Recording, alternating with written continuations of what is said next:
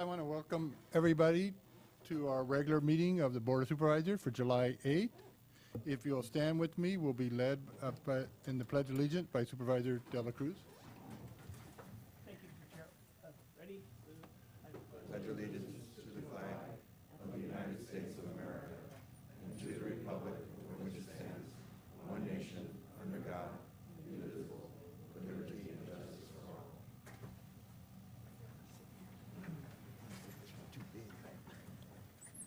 I entertain a motion to acknowledge certificate of posting. Second. We have a motion and a second. All those in favor? Aye. Aye. Passes 5-0. We entertain a motion to approve all of our presentations and recognitions. So moved. I'll second. I have a motion and a second. All those in favor? Aye. Aye. Those opposed? Passes 5-0. We'll start with, I think I'm going to move to the certificate of recognition to B&R Farms, recognizing their 85 years in business. And I believe this is a surprise for them. They were not expecting this, but we'd love to have you up at the podium.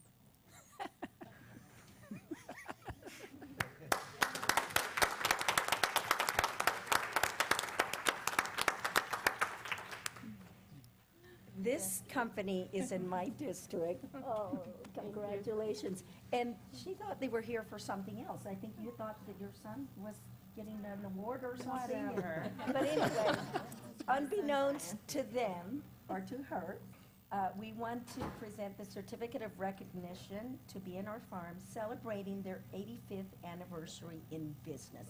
One of the hardest working families that you will ever meet. And I congratulate you on behalf of the San Benito County Board of Supervisors. And I know this goes back 2-3 generations. I'm not really sure.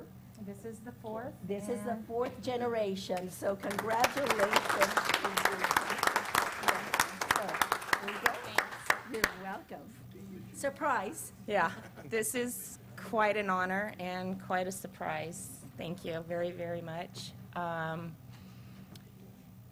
Where do I begin? I just want to say that it's our passion.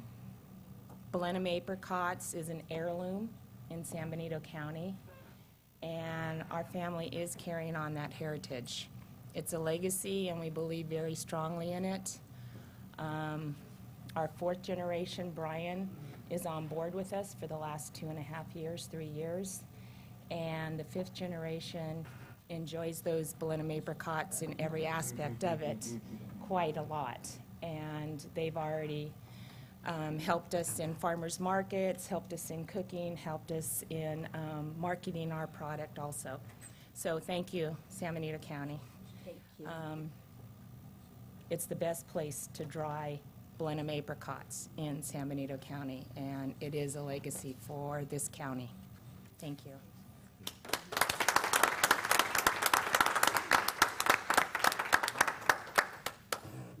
With that, I'll move to a proclamation to the Veteran Service Office declaring the month of August as Identify a Veterans Month. Excited?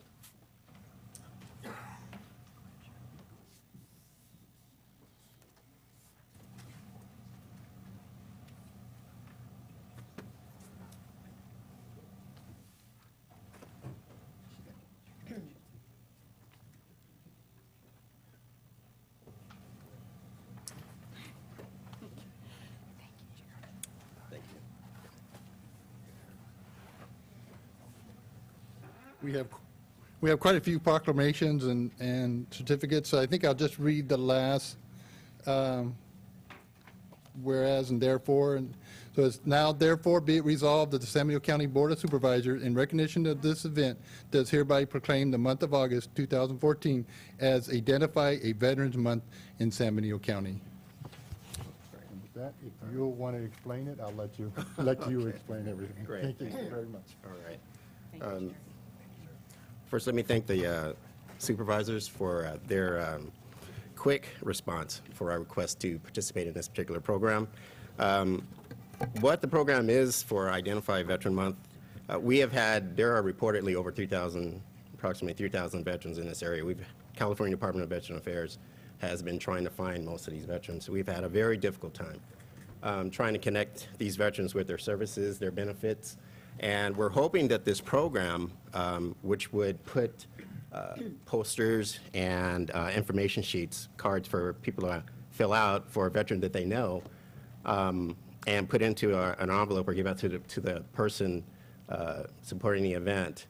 And hopefully that information, as it comes to us, will allow us to connect with these veterans in your community and provide them with the services and benefits that they may not have received, they and their families, because there are quite a few benefits and services that are available for them that they had no idea are there. So if you're sitting at the dinner table across from a grandfather or uncle or someone who you know there's a uniform in their closet, but they never really spoke about what they do, have done for the country, that's someone that you'd want to fill out a card for. If you see someone on a corner with one of those signs that says veteran, you know, or what have you, then there's a place on this card that also says physical location.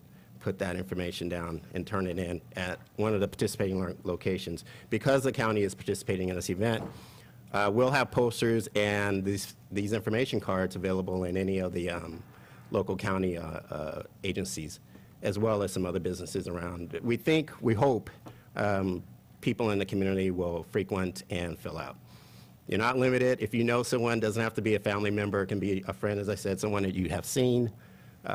Please fill out one of these cards. We'll make sure that we make contact with them and get them the services and benefits that they deserve. Again, I want to thank the county supervisors, and we want to also acknowledge and present to the board, if someone could come and I'll present this with you as well. On behalf of the California Department of Veteran Affairs, this is the first county, by the way, in this state to take part in this event. So you really have that unique distinction.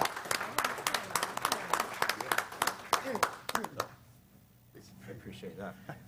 I want to go ahead and read, if I could, very quickly, the inscription on here. Pardon my arms, but I don't have my glasses. So you can edit this, right? Just kidding. For the San Benito County Board of Supervisors, in recognition of becoming the first California county to proclaim August 2014, help identify Veteran Month. Your efforts, your support will help ensure that veterans and their families get the benefits and services they are entitled to receive. Inscribed, 8th day, July 2014, Secretary of Veteran Services. So if I could present this to you. Thank you very much. No, thank you. We appreciate it. Thanks again for your support. I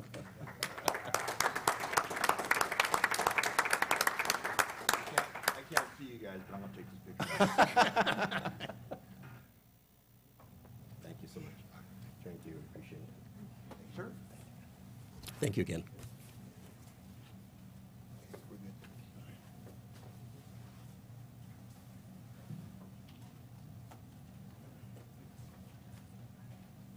With that, I believe Supervisor Dela Cruz and Supervisor Rivas has a proclamation for a representative from the San Benito Health Foundation.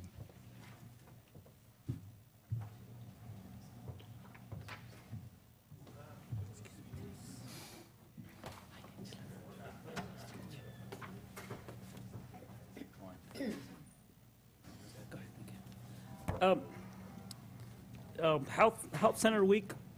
Whereas for the last 50 years, America's community health centers have provided high-quality, cost-effective, and accessible primary and preventive care to all individuals regardless of insurance status or ability to pay. Whereas health centers remain committed to preventing and expanding access to the communities they serve, ensuring that the promise of encouragement is translated into the reality of care.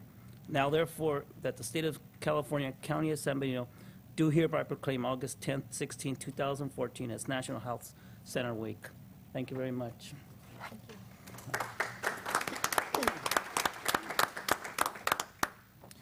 All right, and the second proclamation is the Board of Supervisors is going to proclaim the day of August 14th, 2014 as Farm Worker Health Day, as the local health foundation has evolved into a strong model of primary care practice, addressing the complex needs of a vulnerable population while demonstrating the value of outreach, patient education, linguistically and culturally competent care to provide better health and ensure healthy a county and a city here in Hollister. So again, thank you.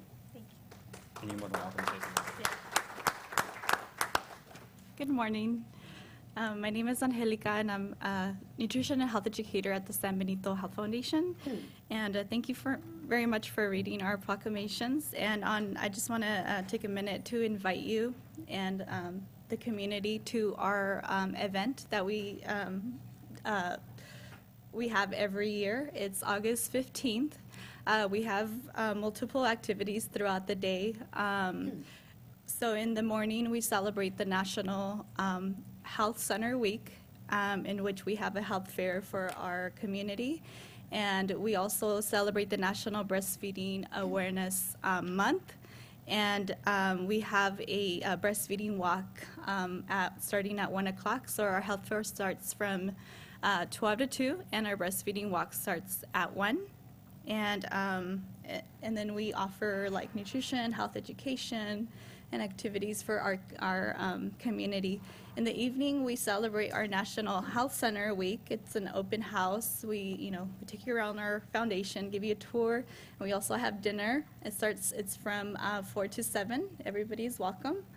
And also August 14th, it's just observed, but I want to take a minute to say the services that we provide to our farm workers at the migrant camp. And we go out in our mobile clinic and we provide free health services, such as like dental screenings and other health services and education to our migrant population. Thank you. And if you'll wait there, we have one more for you. Oh. That Supervisor Barrios is going Thank to you. present to you. You talked about breastfeeding awareness, and this proclamation is a proclamation for Breastfeeding Awareness Month, August 2014 in San Benito County. Whereas all available knowledge indicates that human milk optimally enhances the growth, development, and well-being of the infant by providing the best possible nutrition and protection against serious health conditions, including obesity, diabetes, and allergies. So therefore, be it resolved that the San Benito County Board of Supervisors does hereby proclaim August 2014 as Breastfeeding Awareness Month in the County of San Benito in order to actively promote breastfeeding as the optimum and preferred method of infant feeding and as our community's cultural norm. So on behalf of the supervisors, I congratulate you on this proclamation, and may you have a very successful open house. Thank you. Thank you.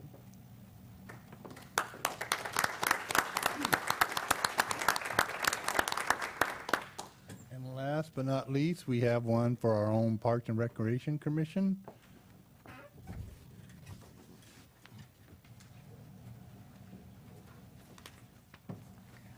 Hi, Debbie. How you doing? Anyway, Debbie Gable, I have a proclamation as July as Parks Out is In Month.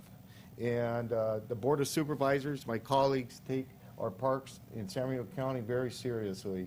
And we're very blessed to have a multitude of different types of uses and parks in our county. And a big part of it is because of your work and the state parks system, as well as, most importantly, our Parks Commission. And I have a proclamation that is July as Parks Out is In Month, and I'll go right to the now therefore. The San Benito County Board of Supervisors hereby proclaims July 2014 as Parks Out is In Month, and in doing so urges all of our citizens to enjoy and recognize the social, physical, mental, and economic, environmental, community benefits derived from all recreation services, facilities, and programs in the county. And the proclamation is signed by our very own Chairman Munzer. So here you are, and say a few words on behalf of our parks. Thank you. Thank you, Supervisor Patel. Yes. Thank you so much. Mr. Chair and members of the board, I'd like to thank you very much. It's an honor to be able to come up and get this proclamation for San Benito County Parks and Recs Month. As we know, just listening to the speakers right before, we're all talking about healthy lifestyles. And in San Benito County, we do have parks out there that promote that healthy lifestyle for families to go out and enjoy. And the most important thing is these parks and this type of recreation is absolutely free. And it's available for anyone to go out there and enjoy. And each year, San Benito County Parks and Recreation goes out and celebrates this and it'll be the third annual one at our own San Benito County Historical Park, where not only do you able to enjoy activities like picnicking, just playing in a playground, hiking, and walking amongst our San Benito County's rich history. Out there at the Historical Park, there are buildings and structures that are all about San Benito County. And each year we have this wonderful event, and it is absolutely free for families to come out and enjoy. So we hope and we encourage everyone to come out on Saturday, July 26th, from 10 a.m. to 4 p.m. We're representatives from other entities and agencies, the federal parks, national parks, state parks will be out there with their displays and activities, so that the people here in San Benito County who are unavailable or have not been available to go out and enjoy those parks will now know what's out there just in their own backyard. So we want to say thank you on behalf of the San Benito County Parks and Recreation Commission. I'd like to say thank you very much for recognizing July as Parks and Recreation Month, and please come out and enjoy our parks. Thank you. Good, Debbie. Thank you. Thank you very much. Thank you, Debbie. With that, we'll go on to public comment time. This is the opportunity to address the board on items of interest not appearing on the agenda. No action may be taken unless provided by Government Code Section 54954.2. And with the permission of my other colleagues, I would like to give the opportunity to anyone to come to the July 22nd non-meeting and have unlimited time to address the board that will not be here.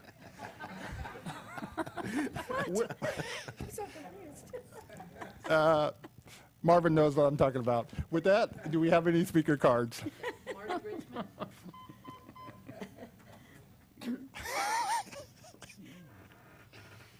No, 9 o'clock. be here. Marty Richmond from Hollister. Good morning again. So what you're saying is it'll have the same effect as my addressing the board always has, right? Correct.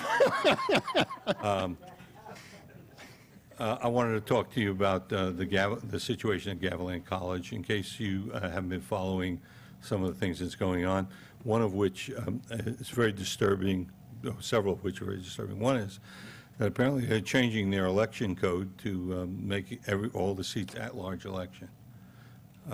Which means our people who represent us would have to go to Gilroy and campaign to be a trustee on the board of Gavilan College. I recommend that, strongly recommend that San Benito County, which currently supplies about 26% of the enrollment of Gavilan at their main campus. We're not talking about what's here. We're talking about what's in Gilroy. 26% of the enrollment, according to data I got a week ago from the college, comes from San Benito County. And yet we would not be guaranteed a seat. Our people would be outvoted, out-elected, and out in the street. So we need to get a district-designated representation, not an at-large election for all the trustees at Gavilan. Doesn't make any sense. Second thing is, in 2004, the voters here overwhelmingly passed a bond measure under, they called it Measure E, and it was done under Prop 39, so it only needed 55%. That was supposed to build us a campus and an education center, it said, with laboratories and classrooms, and there was a whole bunch of specific promises made in the text of the bond. Those are required by law under Prop 39. Right now, Gavilan's sitting on $12 million, and they intend to take that money, they've already announced, and build a public safety training center in Coyote Valley, not here. We've got $10 million almost tied up in a piece of land here, and we don't have anything on it. And their latest 5-year capital plan shows they would, if everything worked perfectly, they would be finished with the campus here in 2020 or 2021. The odds of it working perfectly are absolutely zero because they're asking the state to supply the entire $24 million required to facilitize our Gavilan. And at the same time, on the same schedule, they're asking the state to provide $24 million to facilitate a campus in Coyote Valley.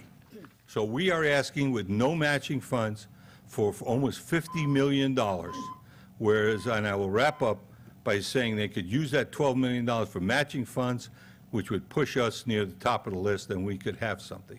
It's time for the board to get involved. Thank you. Marvin Jones.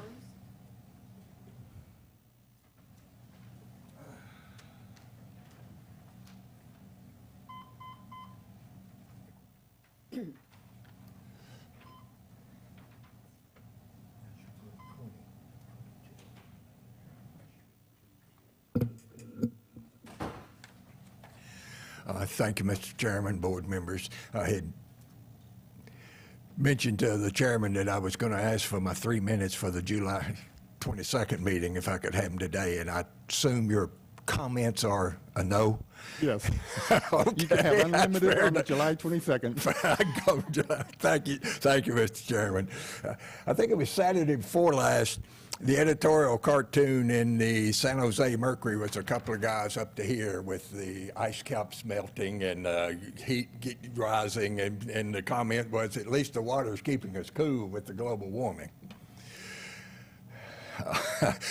I've given you copies of the ice coverage in the northern hemisphere, southern hemisphere, up to date. I guess the last one was, what, a month or so ago.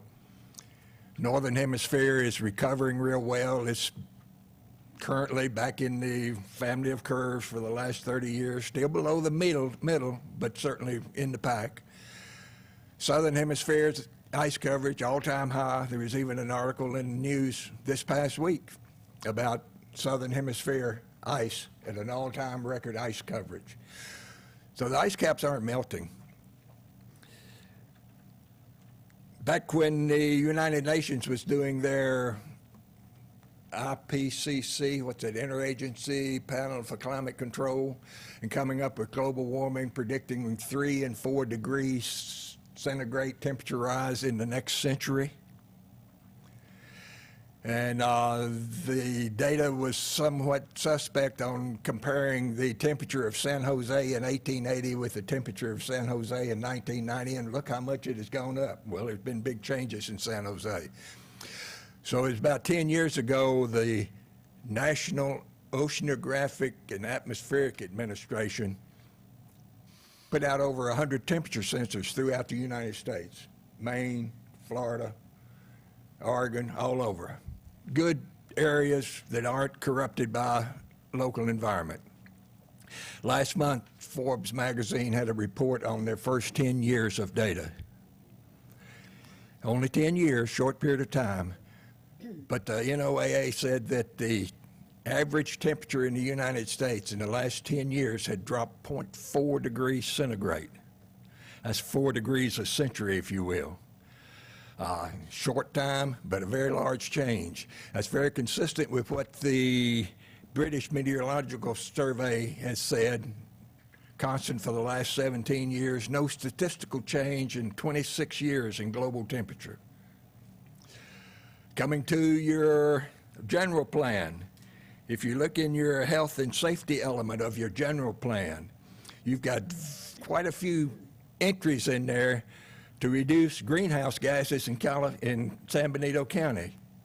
Remember the 80% reduction in cattle population that we have to have in order to reduce greenhouse gases?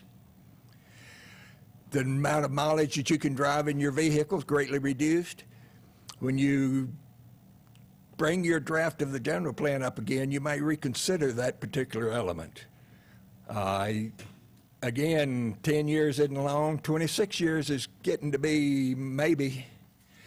We're not experiencing global warming anymore. And again, in your general plan, maybe you should make some improvements. Thank you. Do we have any other speaker cards? I got two.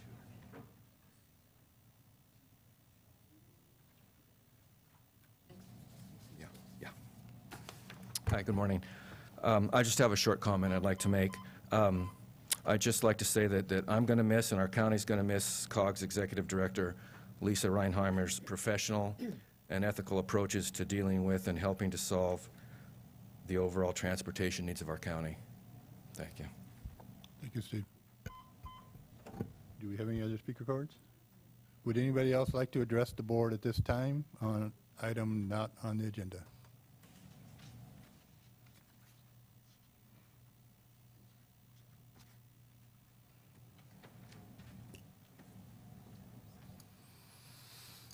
Thank you, Mr. Chair, and members of the board. My name is Deborah Cable, and I'm a Hollister, San Benito County resident. I've been here for 27 years, and one of the things I'm passionately feel strong about is recreation.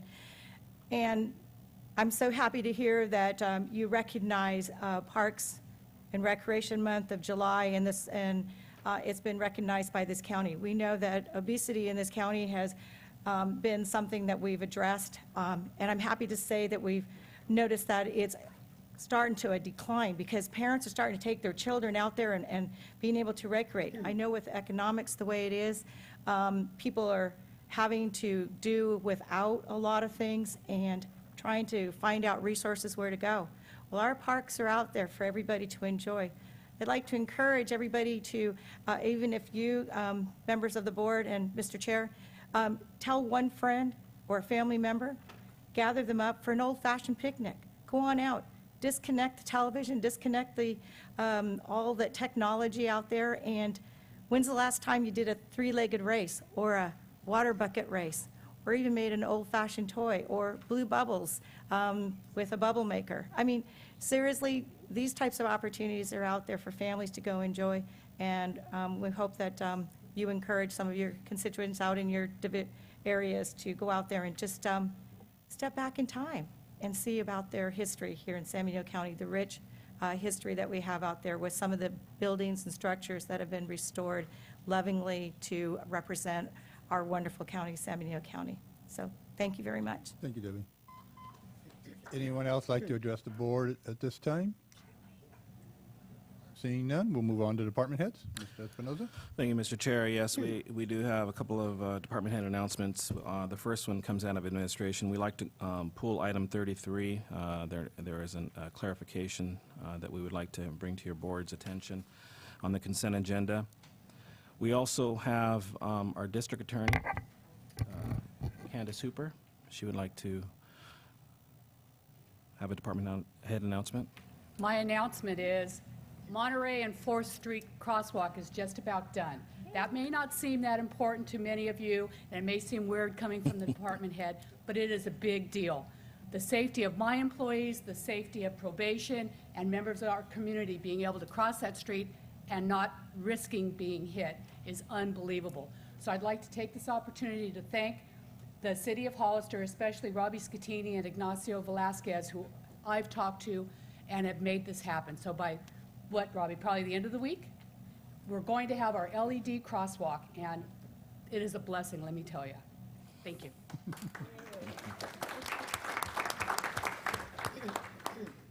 We have another announcement from our auditor, clerk, recorder, registrar. We have Joe Paul Gonzalez. Good morning, Chair, Board of Supervisors. We have several announcements today from the Office of Elections. First is the notice of elections. Notice of elective offices open for nomination. And I just wanted to bring forward this notice of election where several positions will be open for the November 4th election, including the Hollister City Council, the San Juan Bautista City Council, the jurisdictions of all the school jurisdictions are up, including the Gavilan Joint Community College Board, the North County Joint School District, Hollister School District, all the school districts, the water districts, all the water districts and are up, Sunny Slope Water District, San Benito County Water District, and the other special districts of Aromas Tri-County Fire Protection District and San Benito County, San Benito Health Care District. So I just wanted to, make sure that the public is aware, the board is aware that these offices will be up in the November 4th election. I have here today Assistant Clerk Recorder and Register of Voter, Angela Curl, who has other more details about this election coming up. Good morning. Thank you. That's okay, no problem, no problem. The information that we have available at the back for the public was actually emailed to you this morning, so you're going to have copies of all of this information. The nomination period for the November election opens on Monday, July 14th, and ends on August 8th, which is a Friday. Our office hours have changed, and we want to make sure the public is aware that we're open from 9 to noon and 1 to 4 for regular nomination, taking out papers. The only thing is on the deadline date of filing, we are open until 5 p.m. So on August 8th, we are open until 5 p.m. Also, we have a candidate guide that will be published. It'll be on our website on Monday, July 14th. If you're interested in, if any of the public or any of the candidates that are up for re-election are interested in getting preview information, they can get it from our website, which is also listed on the paperwork in the back. Arguments and rebuttals. Arguments, we have several measures that we hear are coming. They're not necessarily in our hands yet. We have approximately 2 to 3 countywide measures. We have a school district measure for the Hollister School District. Measure arguments are due on Tuesday, August 12th, and that is a 4 o'clock filing deadline. Rebuttals are due 1 week later, and that would be I believe the 19th, yes. And that's it for my announcements, but I have my senior deputy that's going to give a little more information about candidate filing. Good morning, Board of Supervisors. I'm here to talk about a candidate seminar that the Elections Office will be conducting on Thursday, July 24th. Once again, that's Thursday, July 24th at 6:30 at the old courthouse, room 101. At this candidate seminar, we're inviting you supervisors, anybody from the general public to attend. We'll be covering everything from filing nomination papers, campaign filings, and also events and deadlines that are important for anybody that's interested or that just wants to know how the electoral process works. In addition, I also want to notify the board that during election years, the Elections Office has meetings that are open to the public under the Elections Advisory Group, where we invite members from the community, elected officials, or anybody that's interested to come and contribute and provide feedback about how it is, how we're performing, and how we can better serve our constituents. We're going to have a meeting actually today at 5:15 at the Elections Office in room 101. We're also in great need of members that are bilingual. We need members that are bilingual to contribute to the services that we provide, to help us better provide informational material to the public as well. So if anybody's interested to attend, let me know, or just come over to the Elections Office on room 101. Thank you. Sorry about that. Just wanted to mention that that was Francisco Diaz from the office, and he is our senior, bilingual clerk, recorder. I have to think about this myself, and Register of Voters clerks. He's been very, he's been very helpful. I'm sure all of you, on the board know his work. If there's any questions, we're here to and available for any questions for you. Thank you, Joe Paul. Supervisor? Yeah, I just want to thank Joe Paul and his staff for coming in and, doing this presentation. You do a great job down there in elections. I've always found everybody real helpful, and I really appreciate it. It makes a very stressful thing easy when you go in there. Thank you. Ms. Barris? Joe Paul, I appreciate the patience, because a lot of us, there's so many of us that go in there asking the same exact question, and your staff will stand there and say it all over again. So their patience is quite appreciated. Wonderful staff. Thank you. You're done. Hold on a minute. All right. Thank you, Joe Paul and staff. Those are all the department head announcements that I have. We'll move on to board announcements. Supervisor Botello? Thank you, Mr. Chairman. I have two items this morning. The first item, I want to thank our CAO Espinoza, Mr. Planning Director, Byron Turner, and County Council Matt Granger for meeting with the Office of Mine and Reclamation with me yesterday to clarify some issues that the state has with our Samara enforcement. And I think we made a lot of progress. This is important. Other counties are as concerned as we are that the state is contemplating possibly taking more control of mining operations. And we think, naturally the operators and we think locally we handle the situation a lot better than the state would. But we discussed some issues I think we are going to have resolved in the future to the satisfaction of the state, the mining operations, and the county. The second item, I had a special guest in District 2 in San Diego County last Thursday. Senator Boxer came down to the San Juan interchange for a press, conference, along with Congressman Farr. Also, the Director of Transportation for the State of California, our very own District 5, Tim Gubbins, Director, was there. And the topic was naturally the Highway Trust Fund, which is set to expire in October. Senator Boxer is on the Public Works Committee and as chair, and she's pretty adamant of trying to get that reauthorized. And the effects, as we all know, and in fact we have a couple agenda items this morning dealing with roads and improvements, is how money flows from federal gas taxes and state taxes down to a local level, and it's absolutely critical for that to be uninterrupted. It's projected that if there's not some sort of agreement in Congress, very shortly there could be a disruption of funds for highway projects such as the San Juan interchange.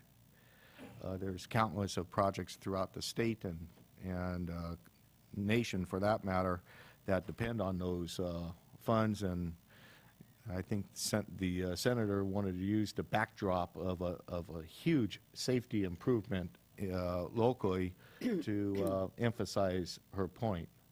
And so naturally, it was a great opportunity to meet the senator, talk to the staff. I'm going to give a little shout out to Al DeSalvo. They know him personally. He works very hard getting federal grants for our gang prevention programs. And yes, and so they made a special mention to make sure we say hello to him. So thank you, Mr. Chairman. Supervisor Barris? Thank you, Mr. Chair. I want to congratulate the City of Hollister for a successful rally. We were fortunate to have some friends that traveled down from Northern California, had a wonderful experience. If there were any mishaps, they were not related to the efforts of the city and the people that put all this together or their organization. So kudos to them for having a wonderful downtown rally. Secondly, I, along with the mayor of Hollister, through the Intergovernmental Committee, continue to increase efforts in addressing the homelessness, along with our Director of Public Health, not Public Health, Health and Human Services. And I think we're making great strides in trying to find some solutions. We have a lot of cooperation, collaboration, partnerships with a lot of local agencies as well as the regional agencies. We had a meeting yesterday. Jim, thank you for your efforts. I think that we're moving faster than we have ever moved before to address this with the help of all those agencies and individuals. There's so many to name, but Veterans Affairs is involved, and I really think that we're going to address this issue sooner than later. So thank you. Thank you, Mr. Chair. Supervisor Rivas? Supervisor De La Cruz? Yes, thank you, Mr. Chair. Two things. The first one, I'd like to thank our CEO, Ray. I had a call from one of my constituents that lives in the county at about 8:15 with some road issues, safety road issues. I called Ray. He gave me the number to who to call. Within 30 to 40 minutes, it was rectified. I really want to give kudos to the Public Works Department, and thank you, Ray, for informing me where to go to get some answers. I also like to thank the mayor, Ignacio Velasquez, for the rally. I think it was a success. I have a tenacity to just, talk and chat, and there were a lot of people from different parts of the state, even of the world, that came to Hollister, to the biker rally.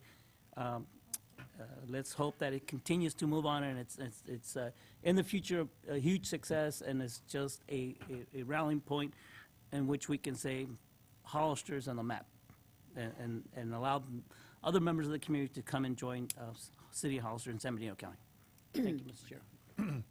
And I want to report that I attended the California Freight Mobility Workshop hosted by Caltrans. It was held in Marina on June 23rd, and this is dealing with the federal freight mobility plan, and trying to get the 101 corridor through Monterey County and San Luis Obispo County to be part of the federal plan. And there was much talk by Caltrans staff. They're aware of our concerns and efforts with Highway 25, Highway 156, 152, and so it was great to go there and talk to them about Highway 25, even though that's not part of the plan. With that, we'll move on to consent agenda. I have been asked to pull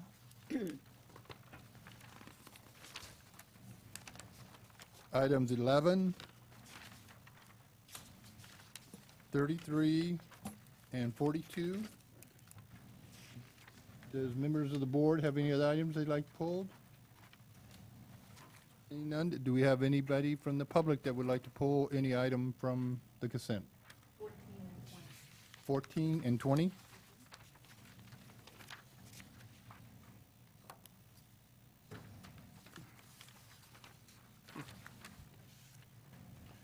Okay, with that, I would entertain a motion to approve the consent. Motion to approve revised consent, Mr. Chair. Second. A motion and a second. All those in favor? Aye. Aye. All those opposed? Passes 5-0. With that, we'll move to item number 11. Supervisor Barrios. Thank you, Mr. Chair. I pulled this item because I want to thank behavioral health. I sit on the Behavioral Health Board, and we meet monthly, and this report that we're here to approve, or just information actually, is a 2-year report that a lot of time from the staff and Ellen as well went into putting this together.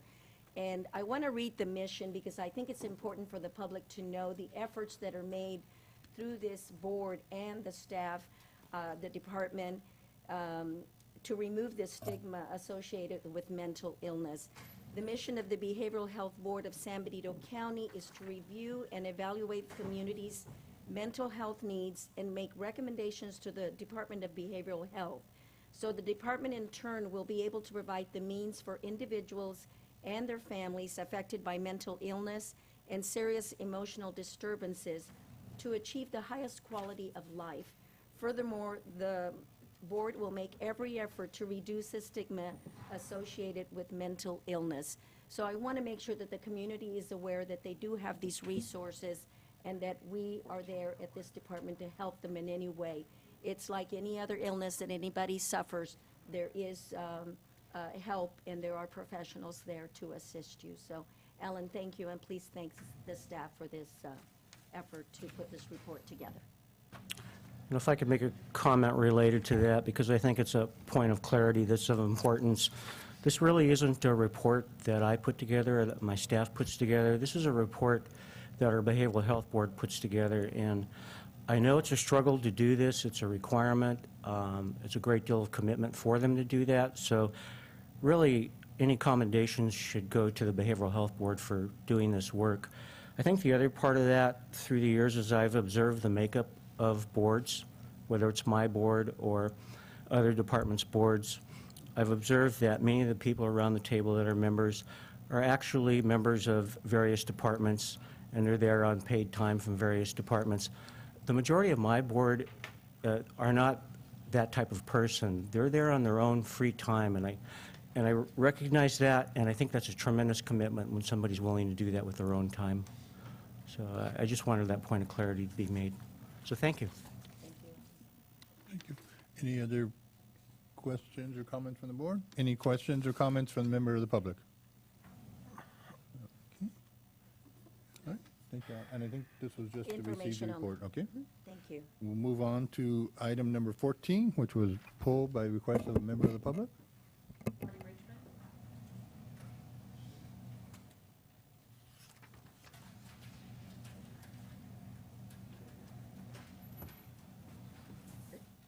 Good morning again, Marty Richmond from Hollister. I won't repeat my remarks from the pre-closed session. I just asked you to take those into consideration, but I would like to make a suggestion in addition to that applies at this time.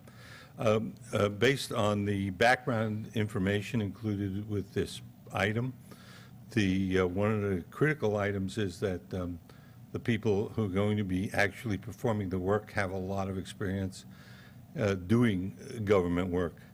I assume from the number of years listed on some of their resumes that they are retired CalPERS employees. As such, there is always the risk that we would work them more than 960 hours in a fiscal year, thus winding up with them back in CalPERS on our expense. On contracts such as this, when we're specifically relying on people who are experienced employees that are overwhelmingly likely to have been CalPERS retirees, I would recommend that the board put in a standard paragraph in the government contracts concerning that issue, saying that the contractor shall not allow the employee to work more than 960 hours in any fiscal year. This way, if that slips through the crack, as has happened occasionally, we might have some recourse to go back to the contractor and collect some of the funds that we are going to get stuck paying the bill. I just think, I know I've been told many times, people have been watching it, this person's watching it, that person's watching it, CalPERS is watching it, everybody's watching it, but it happens. I think we ought to make sure that we stop it perfunctorily by doing it, by making sure we get a contract provision in there to make sure the contractor is aware that they will not allow this by contract. Thank you for your time. Is there anybody else from the public that'd like to address the board on this item? What's the wishes of the board?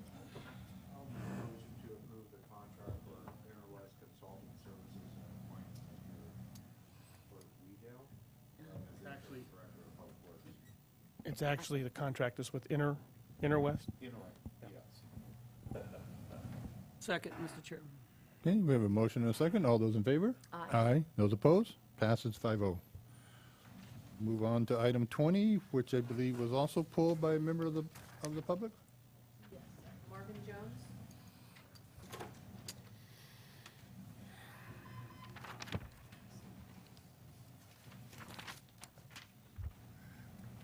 Thank you, Mr. Chairman. I really have no problem with this except for some of the dates that are involved.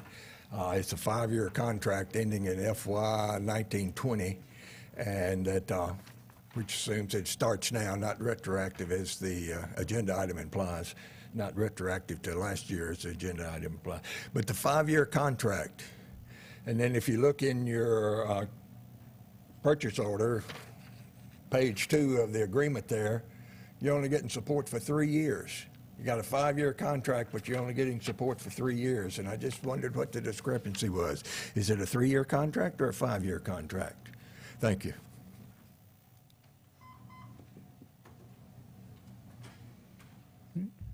Mr. Espinoza, do you want to? Yeah, Jim Wrightingsword is here to comment on that.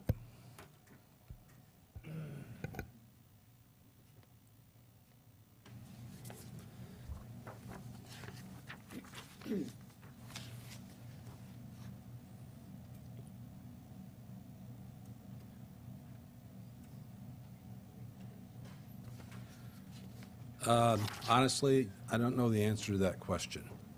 And so if the board wants to pull this item until their next meeting, we will get an answer and come back, because that was not a question that I asked of staff before I came here. And so you're okay, if we were to pull this and continue it, you'd be okay to August? Sure. I mean, we just to be sure that the information is correct in the item, and to be sure the information is correct for the public, I would just soon go back and ask staff to clarify that for us and return at your next meeting. Okay.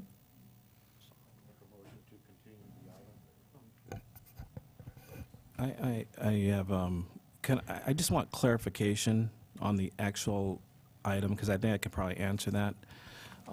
If we can ask the speaker to come back up. I just need clarification on the actual locations that he was referring to, because I have a feeling it's with regards to software support, which is a little different. Yeah.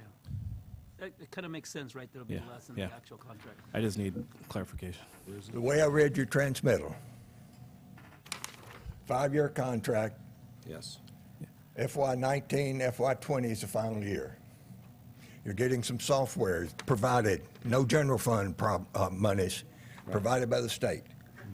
It's getting some, well, not quite freebies, but at least it's not costing you, it's costing the taxpayers. And then on the second page of this, Right here?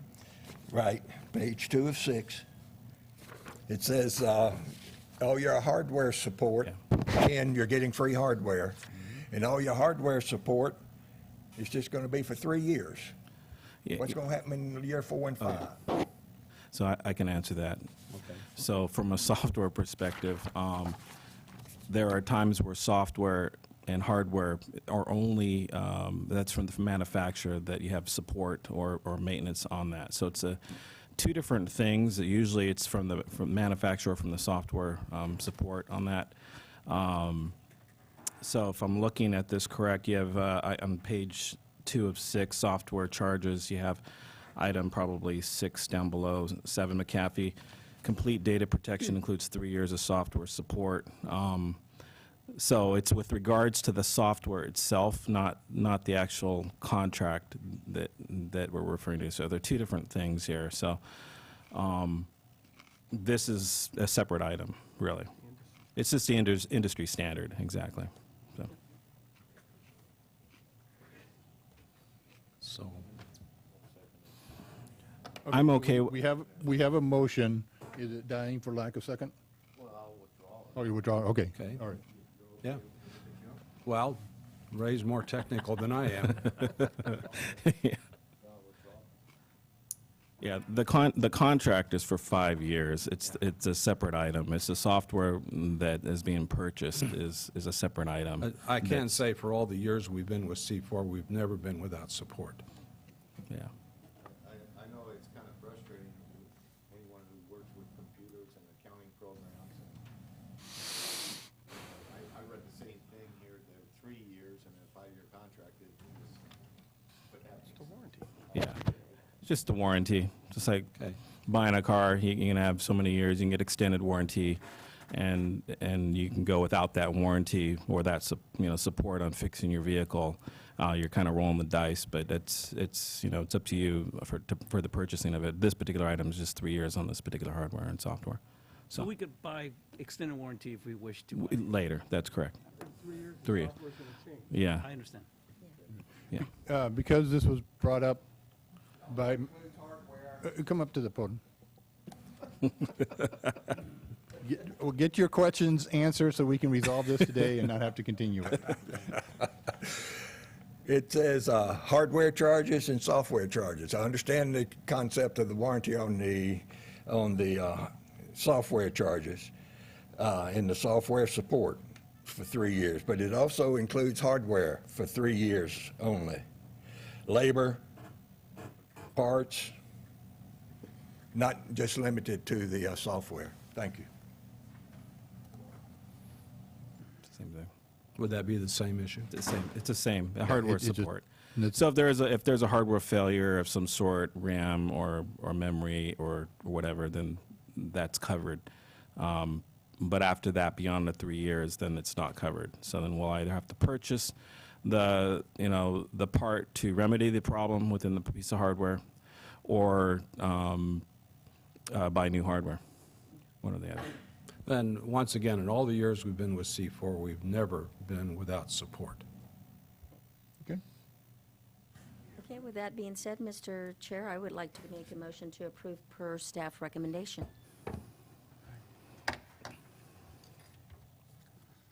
Second, Mr. Chairman. We have a motion and a second. All those in favor? Aye. Aye. Those opposed? Passes 4-0, one absent. Ray, I'm sorry, I didn't quite catch what you said.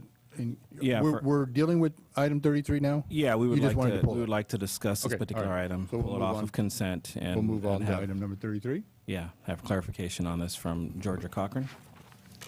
Good morning, Supervisors. Georgia Cochran, Interim Human Resources Director. I asked to have this item pulled because I want to make a couple of clarifications for your board.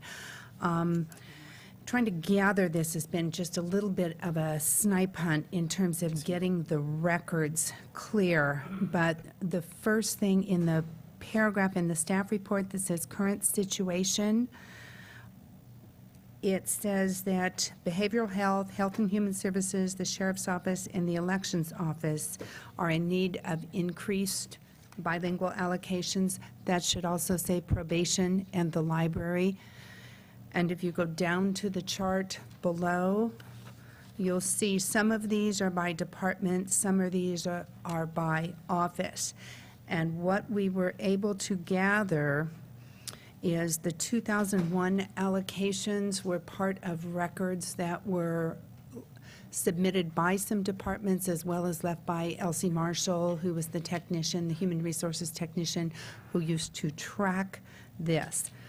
The currently allocated deals with, we tracked down a memo that changed something in behavioral health, but we also had some changes that we have yet to be able to find the documentation as to why those allocations were there. However, they do exist, and people are filling those allocations.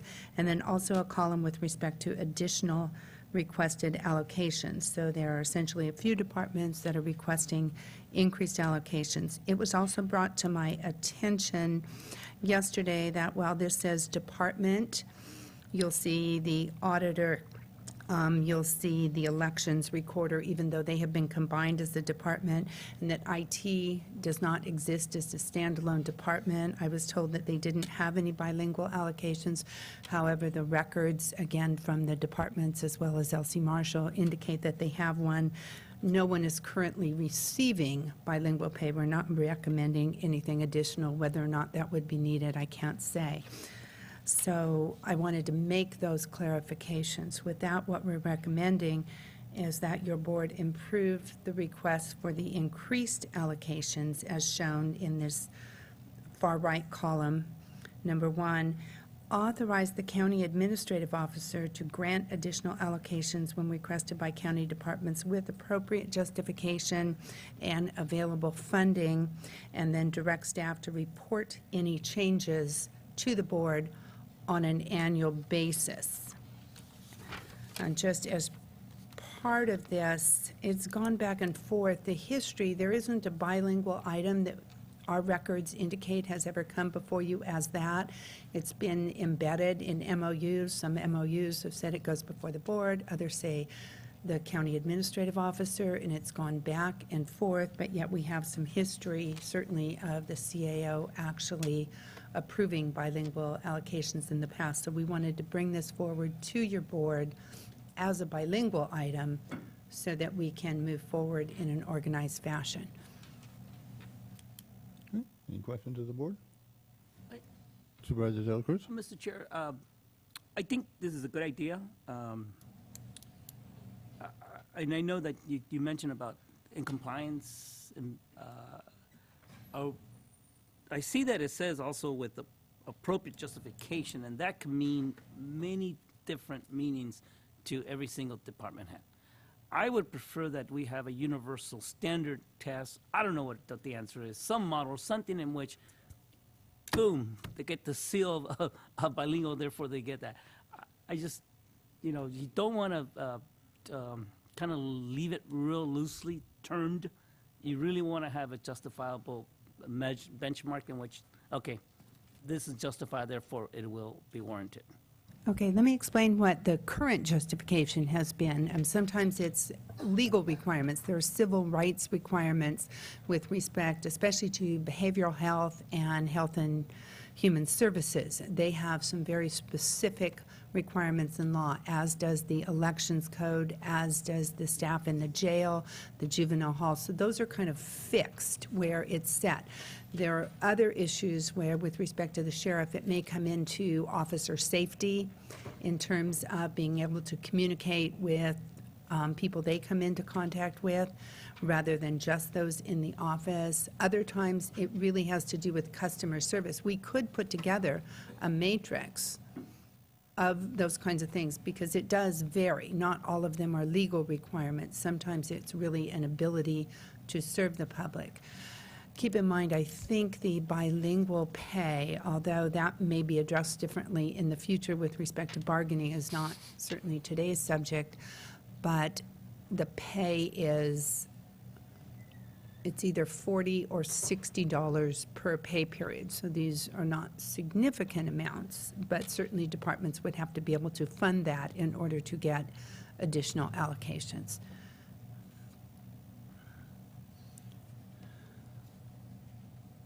Any other comments or questions? Any member from the public would like to address this item? Seeing none, what's the pleasure of the board? Motion to approve, Mr. Chair, per staff recommendation. A motion and a second. All those in favor? Aye. Aye. Those opposed? Passes 5-0. We'll move on to item 42. Supervisor Barris? Thank you, Mr. Chair, and is Ted here? Ted, I didn't mean to blindside you, but I didn't have time to call you. Usually I try to call department heads when I have some of these questions, so you're prepared. But really, all this is on the resolution. We just have a couple of corrections on the spelling on the very top. The words officer and pollution just need to be corrected so that we have this presentation. And then I was just wondering about the date. I know that the date, the deadline was June the 27th, I Yes, believe. it was. Have we received an extension? Are we able to continue with this application? We are. I was excuse me, I'm a little tired. I ran into Supervisor De La Cruz at the rally. I was there too, all 3 days. I think we all had a pretty yeah. busy weekend. I found out I'm in a career field if it's Don't even think exciting. about Anyway, Especially. I'm not as young as I think I am anymore. Anyway, thank you for that. One, this proposal came to me from my staff on the 23rd of June. And so we did a rush in terms of like getting everything together and submitting the applications and getting all the stuff and getting it to this board as soon as possible. So I was unaware of anything prior to that. So this is kind of the rush thing that we're going through. But they'll, once it's there, Once it's there, we're okay. we're okay. To move forward with Yes. it. Okay. Yeah. I just wanted to make sure that we are, you're going through a lot of work that they're going to accept our application even at a later date. Yes, Yeah, that's my understanding from my staff. Yeah, and if you could just make the corrections to the Will do. spelling on the resolution. Absolutely. That's all I'm requesting. Thank you, Mr. Chair. Any other questions or comments from the board? Any question or comment from a member of the public on this item? Seeing none, what's the wishes of the board? I will make a motion, Mr. Chair, that we adopt resolution number 2014-65, delegating authority to probation department to execute a grant application, agreement, certifications, and other required documents for the MVUAPCD, AB 2766, Motor Vehicle Emissions Reduction Grant Program. Second, Mr. Chairman. A motion and a second. All those in favor? Aye. Aye. And those opposed? Passes 5-0. With that, I've had a request because of scheduling and timing to move item 45 forward, which is the Highway 25 four-lane widening project. Mr. Espinoza? Thank you, Mr. Chair. Yes, as item 45 on our regular agenda this morning, what we would like to do is give your board a presentation on Highway 25. This was requested of your board at our last board meeting, as well as discuss the attached number 2 letters. As well, your board requested a discussion on those letters. So I've invited Lisa Reinheimer, the Director of COG, to give this presentation. We also have our general plan consultant here as well. And we have, I believe, the mayor and a few other individuals here as well to discuss this particular item. So, Lisa? Yes, thank you, Mr. Chair and Board of Supervisors. My name is Lisa Reinheimer, Executive Director of San Benito Council of Governments. And like your CAO said, I was asked to come and give you a presentation on the Highway 25 widening project. And what I've prepared for you is actually a lengthy, in detail, in-depth presentation on the subject matter. And I've separated it out into 3 general parts. The first part, I wanted to give you all a pretty good, solid foundation of what the project is and what it is not. So I've asked Mary Gilbert, the Transportation Planning Manager for San Benito COG, to give you a summary of the project and its status.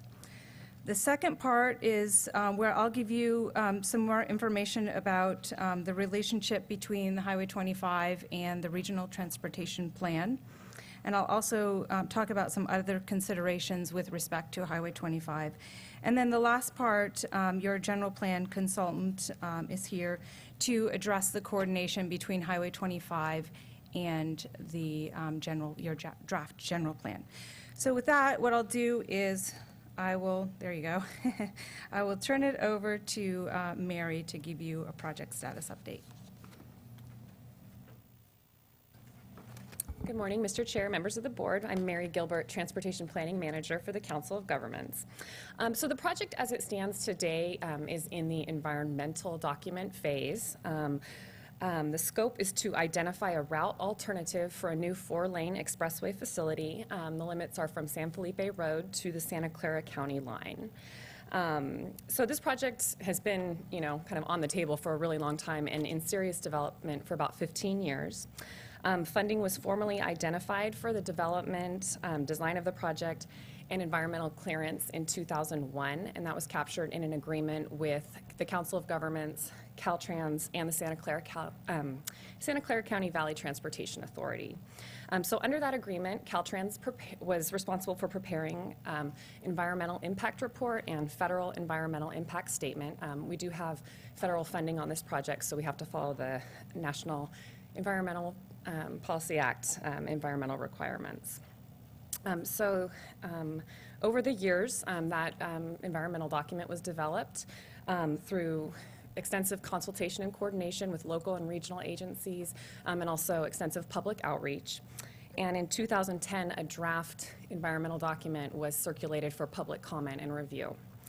That document evaluated 3 project alternatives, 2 construction alternatives, and 1 no-build alternative. No-build is a standard in environmental clearance that we look at. The construction alternatives were both new 4-lane roadway alignments. Alternative 1 proposed to align the future expressway generally to the east of the existing 2-lane conventional highway, using as much as possible the existing route for the new roadway segment. And Alternative 2 in the environmental document was aligned mostly to the west of the existing highway. When the environmental document was out for public review, COG formally supported Alternative 1, which is that eastern alignment. We have identified project costs for the facility. They total $248.6 million for the full roadway widening from San Felipe Road to the Santa Clara County line. And those are costs that are captured in our regional transportation plan. In terms of this FHWA time extension, because of the federal funding that's on the project, we're working with the Federal Highway Administration. There are some timeframes associated with the funding that we received, and we do have to request a time extension, or we have requested a time extension from the FHWA to complete the environmental document. So with that request in, we really need additional time to just finish up the document and fully evaluate those alternatives that are included in the environmental analysis, and also respond to the public comments that have been received to date, both during the formal public comment phase for the environmental document, as well as recent comments that we've received associated with COG's Regional Transportation Plan update, and Lisa's going to go into those in further detail. So the main goal of completing this environmental impact report and federal environmental impact statement is to identify a route adoption alternative. And so with a route adoption, once we, basically we're setting a plan line so that we'll select an alignment for the new route that would help us meet existing and future demand. And then that's going to facilitate local and regional land use planning because we'll have that corridor plan line in place. So with that, I think I'll turn it back over to Lisa to talk more in detail about our regional plan, unless you have any questions for me at this time. Actually, Mary, I have one question. You keep referring to the project as going to the county line. Is there a project on the Santa Clara side of the county line? Yes, there is. So the Santa Clara County Valley Transportation Authority is working on a project, 2 projects really, and I think Lisa's going to touch on them more. But there's the State Route 152 realignment project, which that realignment would tie into State Route 25. And they're also looking at a 101 improvement project in the Gilroy area that would cover the 101-25 intersection as well. Thank you. Any other questions of Mary? Thank you. Okay, thank you, Mary. So San Benito COG, as one of its main functions, is required to prepare a regional transportation plan every 4 years. The plan has many components, important of which are the policy, financial, project list, and performance of the entire regional transportation plan. In the financial chapter, as one of its core components, a regional transportation plan must identify and demonstrate fiscal constraint. And so I'm going to paraphrase for you what fiscal constraint means with regard to Title 23 Code of Federal Regulations, Part 450.104. So paraphrasing, it says, the plan includes sufficient financial information for demonstrating that the projects in the plan can be implemented using committed, available, or reasonably available revenue sources with reasonable assurance that the federally supported transportation system is being adequately operated and maintained. In other words, when staff compared the cost of the Highway 25 project, Phase 1, to the future revenues assumed to be reasonably available in the 20-year time frame, we could not demonstrate that the funding would be available for the project. The plan was simply not able to meet the federal requirement for fiscal constraint with respect to Highway 25 due to 4 prior COG board actions, which I will go into in detail here. So the past decisions that the COG board and actually the county and the city made in 2011 was that the city and the county adopted a traffic impact mitigation fee update without the Highway 25 widening project. It did include a passing lanes project on Highway 25, but not the full widening project. So what this action did essentially is pull the biggest source of funding that we have for Highway 25 widening. The second action that COG took with respect to funding for Highway 25 is that in February 2013, the COG board directed your staff to assume that only the core revenues which are part of the federal, state, and local funding landscape will be available within the 20-year time frame of the Regional Transportation Plan. We specifically asked if the COG board wanted to assume other funding sources that are not available today within that 20-year time frame. We asked the COG board if they wanted to consider a sales tax measure for transportation, assume that it might be available in the 20 years. The board said no. We specifically asked if the board wanted to assume that there would be a vehicle-based user fee in place within the 20-year time frame. The board said no. And we specifically asked if the board wanted to assume that there would be an increase in the federal or state gas tax during that 20-year time frame, and the board said no. Lisa, can you clarify that that is COG board? That is the COG board. Okay. Yeah. Yeah, just want to make sure. Yes, because the we're COG, known as yes. The board. No, the COG board said this. So what this COG action did Lisa? was, I'm sorry. Lisa, trying to refresh my memory. The COG board said no to all those options. Yes. When Highway 25 was off the constrained list or was still on the constrained list. What we were doing in 2012 and 13 was going to the COG board and sort of dividing out the regional transportation plan into its various components. At that February meeting, we were talking solely about the financial assumptions that the board wanted to make with respect to funding. We didn't identify any projects at that time. We asked the board solely about funding. What do you want to assume for the 20-year time frame? And the board said only the core revenues that are part of the funding landscape today. Don't look at a vehicle-based user fee. Don't look at a sales tax measure. And in fact, Mary went to a city council meeting, and there was a little bit of kerfuffle, to use a technical term, at the time about, oh, well, COG is going to go and assess a vehicle-based user fee, and we're going to increase taxes and this, that, and the other thing.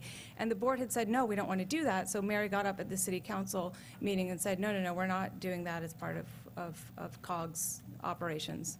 But Highway 25 was off the constrained list at that time. We hadn't done the analysis yet, so we did not know. We did not know. Okay. Thank you. Supervisor Botello? Yeah, and, we were both on the COG Yes. board at the same time, and I distinctly remember that conversation. And what kept, in my mind anyway, in play was 350 million. That's in play.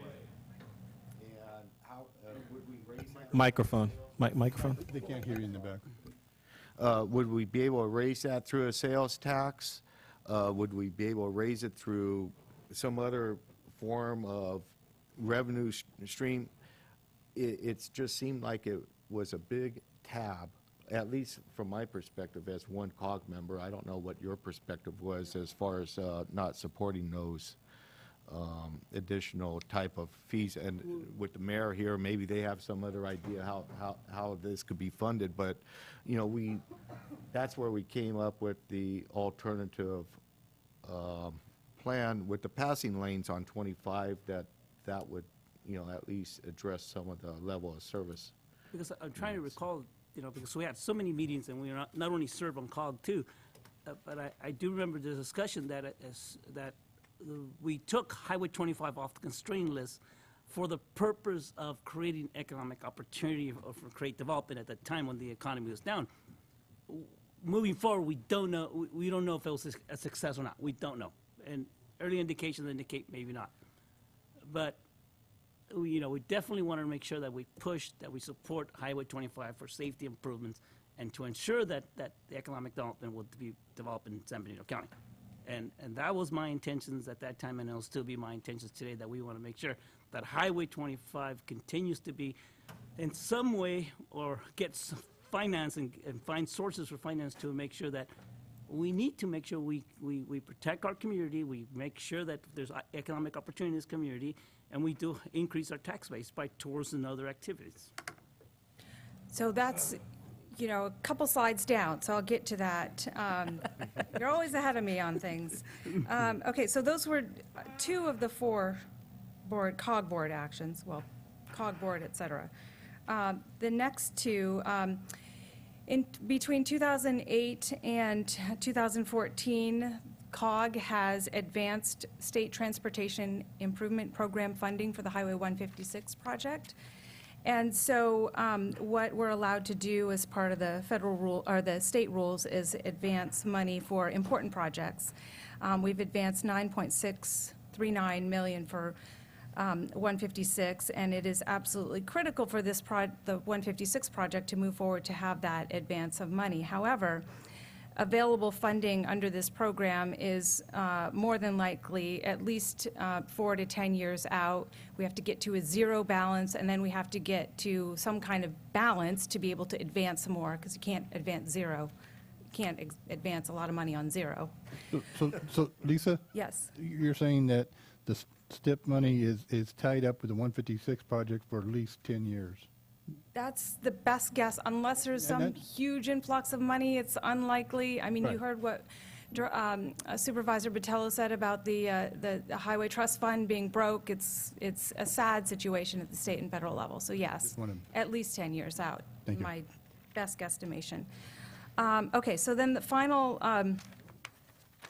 action that the COG board took was in August of 2013, where the COG prioritized local street and road funding repairs as part of the discussion about the AMBAG Metropolitan Transportation Plan, Sustainable Communities Strategy, hybrid scenarios. And what that action did is further limit any discretionary funding that the COG board had for potentially paying for Highway 25 widening for fiscal constraint reasons. So that's what happened with the Regional Transportation Plan. Now let's talk about moving forward.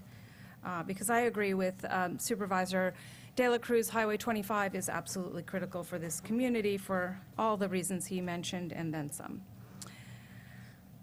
So we do have limited funding sources. We have limited discretion on those funding sources. We have a total identified 22 federal, state, and local funding sources identified in our plan. 3 of those meet eligibility requirements for this type of project. Transportation dollars come in silos, and nary any shall meet or transfer over. So, for example, the Federal Highway Bridge Program monies can only pay for projects which improve the condition of highway bridges through replacement, rehabilitation, and systematic preservation maintenance, preventative maintenance. So highway bridge money can't be put onto Highway 25 unless it's to rehab a bridge that's on Highway 25. And likewise, Federal Transit Administration monies, Section 5311 operating funds can only be used for, you guessed it, mass transportation operating funds. So we have very little discretion with regard to moving monies around within the confines of the Regional Transportation Plan. But let's talk about moving forward. At the June 11th AMBAG meeting, both Jaime de la Cruz and Ignacio Velasquez submitted a letter requesting that Highway 25 be amended back onto the constrained project list as part of the Metropolitan Transportation Plan and Sustainable Community Strategy, and on the Regional Transportation Plan as soon as possible, but certainly within 6 months. So the question is, could this request be granted, and what are the funding sources that could be used to move the project back onto the constrained project list? So it's a little bit of the flip side of what happened with regard to the Regional Transportation Plan, which was adopted last month by the COG board. Amendments are permitted for regional transportation plans. And they are common and can be made anytime before the next update, which is scheduled in 2018. An amendment is a COG board decision and must meet certain state and federal requirements. And again, paraphrasing from state guidelines for regional transportation plans, RTPs must be amended whenever a plan revision takes place, such as the addition or deletion of a project or a major change in project scope, cost, and schedule, et cetera. And it also, amendments require public review for possible comments, demonstration of fiscal constraint, et cetera. So what I will do over the next several slides is I will show you what would need to happen if the COG board and the community wanted to amend the regional transportation plan to include Highway 25 onto the constrained project list. And let me just sidetrack for a second and tell you that the regional transportation plan does identify Highway 25 on the project list. The only difference between constrained and unconstrained is, do you identify the money for it? Okay? So let's go into a little bit more detail. I'm going to bore you with details here, but I think they're really important because of the old adage, the devil is in the details. So let's look at the traffic mitigation impact fee program.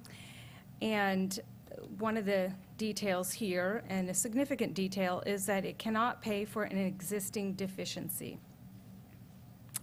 And Government Code Section 66001G states that a fee shall not include the cost attributable to existing deficiencies in public facilities, but may include the cost attributable to the increased demand for public facilities reasonably related to the development project in order to refurbish the existing facility or to achieve an adopted level of service that is consistent with the general plan.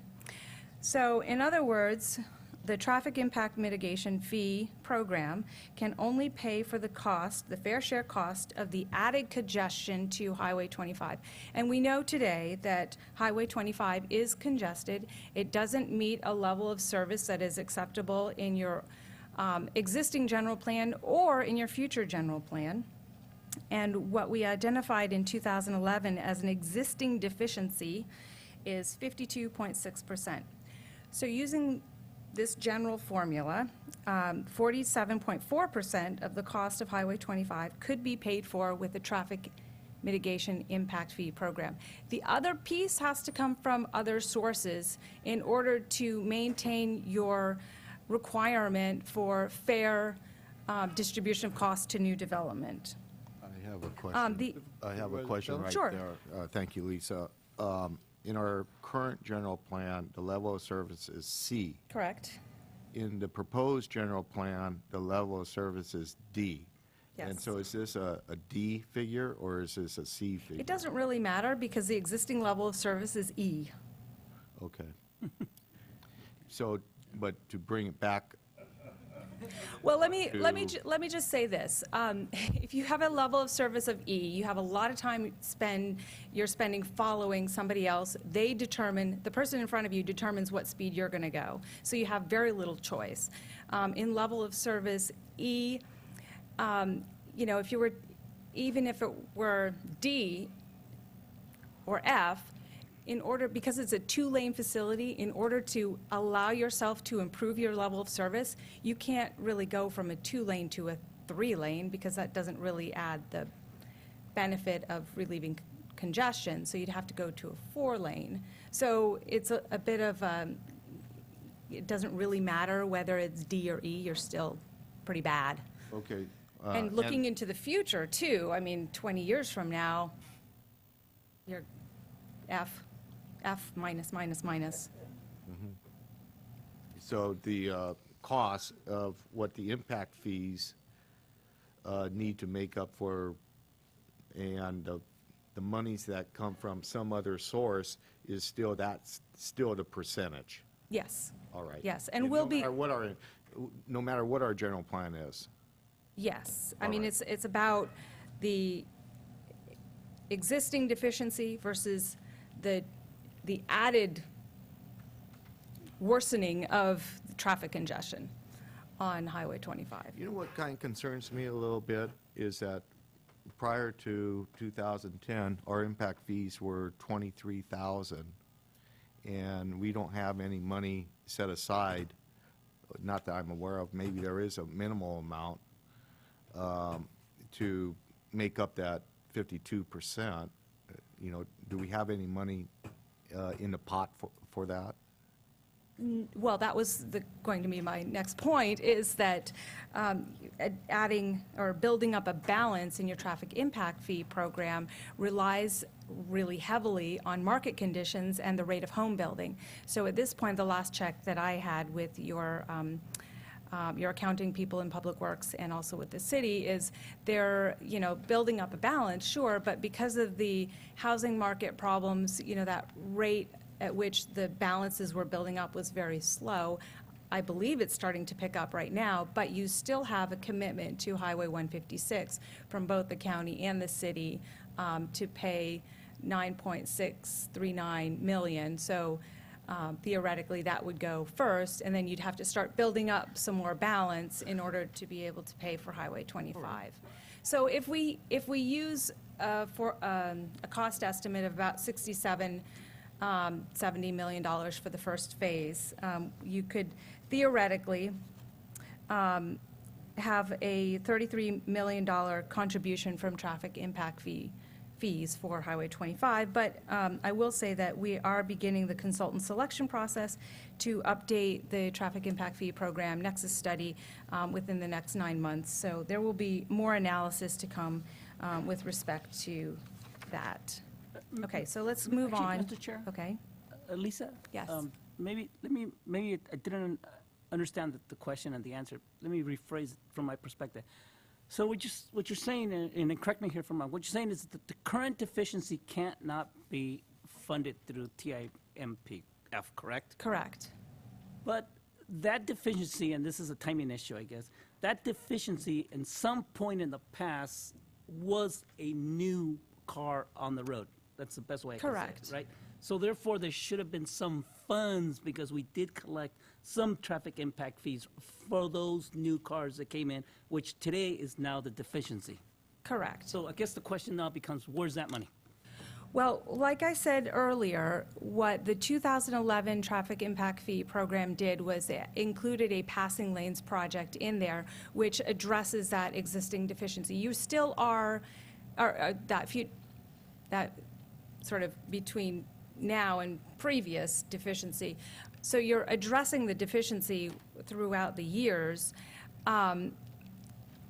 If you go back and think with your 2011 hat, at the time, the board, COG board, the Board of Supervisors, the City Council had expressed interest in stimulating the economy and basically telling development that San Benito County is open for business and we want your housing and retail, commercial, et cetera, in San Benito County. So one of the ways that the policymakers decided to do that, and you addressed it earlier, was to reduce the impact fee program. And the best way you could do that was to replace the Highway 25 widening with the passing lanes, which does add a certain amount of congestion relief. Okay, so moving on then, we're almost done. Moving on then, the second potential funding source is the Regional Surface Transportation Program, and this has historically been used for local street and road repairs. The region receives about $681,000 annually. The county of San Benito Public Works Department receives about $312,000 of that. By 2035, we estimate that we will bring in $17.3 million over that 20-year time frame. I will say that the deferral of local streets and roads maintenance could cost much more in the future if you pull that money and put it to Highway 25. So, with transportation, there's always, a balance between what you have existing and what you need for the future. The other third source of funding that is eligible for Highway 25 is this State Transportation Improvement Program, which we talked about. Again, it's advanced for construction of the 156 project, and getting back to a zero balance will take some time. We estimate that the STIP will bring in $29.7 million over the 20-year time frame, and of that amount, $9.6 million is slated for 156, so it's about $20 million. So on paper, these two sources of funding look really good for paying the existing deficiency of Highway 25, but you would have to forfeit monies for local street and road repairs. And the other, for a full 20 years, and other transportation projects. But by then, using an escalation factor for costs on Highway 25 of 1.75%, it's going to cost in 2035 $99 million to construct. So you're always, trying to get money that seems to always be just a little bit too far in the future. So let's talk about something a little bit, I guess, innovative, not necessarily so in San Benito County, because we've already had a local option sales tax measure for transportation. It was passed, Measure A was passed in 1988 with a very high percentage of the vote, the highest in the state for a long time.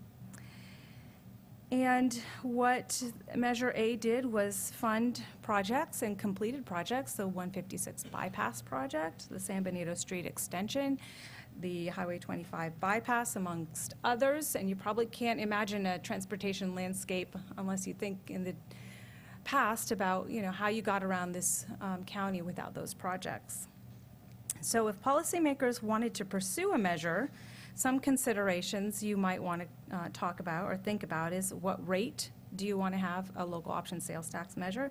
A 1/4%, 0.5%, 3/4, 1%? How long do you want to have this potential sales tax measure? 10, 15, 20, 25 years? I'm just throwing things out there for your minds to think about. I will say that you've discussed sales tax measures before in regards to parks and recreation, and I recall that conversation. And having a special tax does require a pretty high percentage of the vote, 2/3. So how would you be able to do that on a single transportation project, Highway 25? You really do need to have something in a transportation expenditure plan for everyone. According to the 2010 U.S. Census, 37% of the San Benito County workforce lives here and works in the Bay Area. A lot of them use 25, but that doesn't get you to 2/3 majority vote for a sales tax measure. So the other question would be, at which election do you want to pursue a transportation sales tax measure if you decide to go there at the first place? Usually what has happened with transportation anyway is hotly contested presidential primaries or general elections fare best. You get a lot of voters out there to potentially say yes to your measure. So that's one option. And then somebody, I forget who, asked about the connection of Highway 25 in the north. And so one of the other considerations you could think about would be tolling. How does that tie into the 152 project where they're already talking about tolling that corridor? Is there an opportunity there? I don't know. I'm just asking the questions. And then another option that you could think about would be to look into low-interest federal or state loans to pay for this big project. But it does have to be tied to a solid funding stream so that you can repay that loan. And then with regard to the projects, there is an opportunity to review the design and cost estimates within the context of the traffic impact fee program and see if there are some opportunities to pare down the cost for Highway 25. And so with that, I've concluded what I wanted to express to you today, and your general plan consultant, Michael Groves, is here to talk about the coordination unless you have any questions for me. Any other questions, Lisa? Okay, actually, Michael, before you step up, I'm going to ask any member of the public have any questions on what has been discussed so far on this item.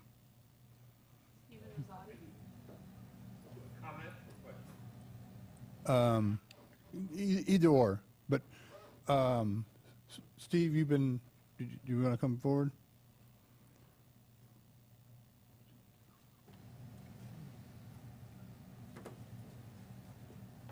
Marty Bishop from Hollis. My comment is when it comes to a reasonable funding, available funding source, people lie all the time.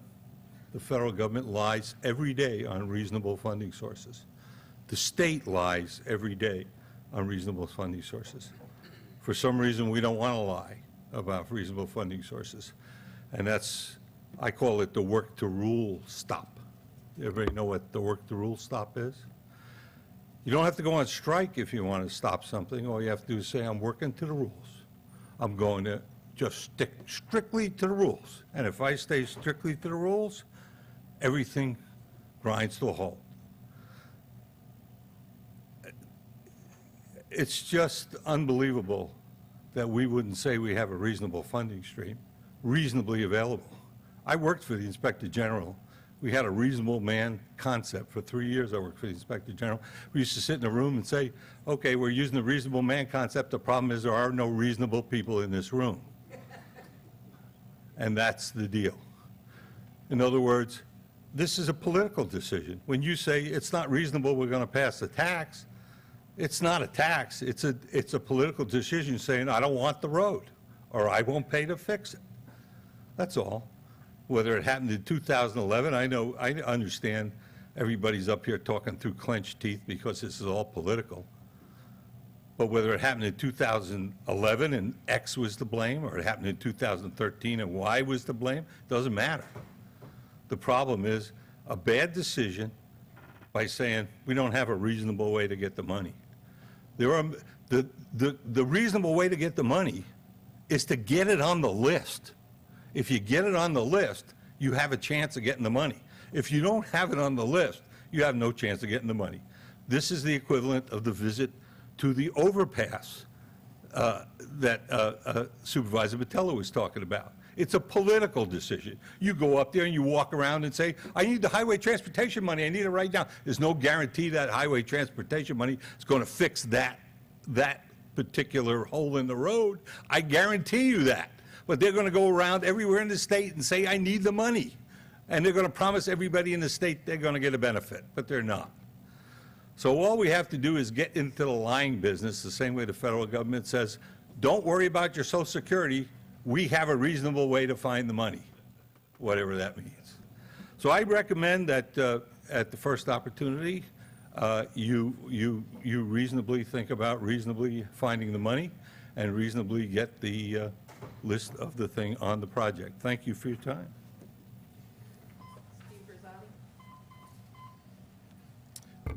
I'd like just to respectfully request maybe a little additional time. I'm adding a lot of stuff from staff's information as well here, so maybe you can do that. Anyway, just keep in mind that this project is part of a unique situation. We're in separate multi-corridors around here, if you want to look at it that way. So when you're thinking about all these things, you have a pickle. I understand that. San Benito County is located within or next to corridors that run from the valley to the Monterey area, the valley to Silicon Valley. Our local commute routes are part of this whole thing. We got growth proposed on Highway 25. That's a serious impact on this. All these different corridors have their own specific needs, and amen to Marty, if you don't have these things in place and things happen in the future that you can capitalize on, if they're not in place and you don't have funds that are there to attract these future funds that may not be there today, that's how we benefited from $80 million worth of projects that's proven to work. Big plus. A lot of guesswork, but we had funds in place. We had impact fees in place. So I've been crying about having the level of fees where they were. We would not have been, this community would not have been as successful had it not been for the major role that impact fees played in it. It's been about 4 years since the county and city substantially reduced these fees, and they were at effective levels at that point to prepare us for the future. And it ties in, again, you have to tie this into existing deficiencies. When you lower your level of service from C to D, you waive fees, you lower fees for whatever you want to call it, you know, future development needs or the deficiencies financially and all of that. You are increasing this deficiency. Now, unless you plan to pull from your general plan That's the frustration. How are you going to make up that deficiency? Really, these existing deficiencies, look at them as quality of life and infrastructure. And when you waive these other things, you never get these other things constructed. So again, I urge you to go back to the 2010 level and reinstitute that in place. Again, we've had a proven system that's worked. It's benefited our community's traffic circulation network. Given the imminent and near future increase in homes being constructed, once again, I urge you to think about this whole situation today and get these fees back to where they were and the projects listed on there.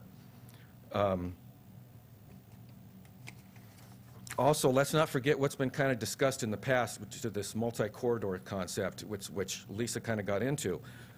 We're knocking on the door to Highway 152. There will be funds coming. If we have these things in place, you will be able to, I believe,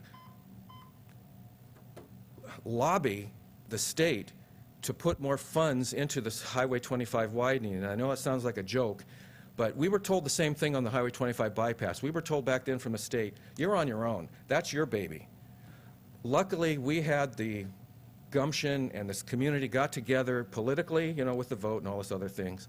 We had money in place to basically turn that around, and we got, and I'm not talking the federal money that was a side issue. I'm talking about state STIP funds and whatnot that we were told in the beginning we weren't going to get them. Well, we got them. We didn't know that at the time. We moved forward with all these fees, and it was ugly politically.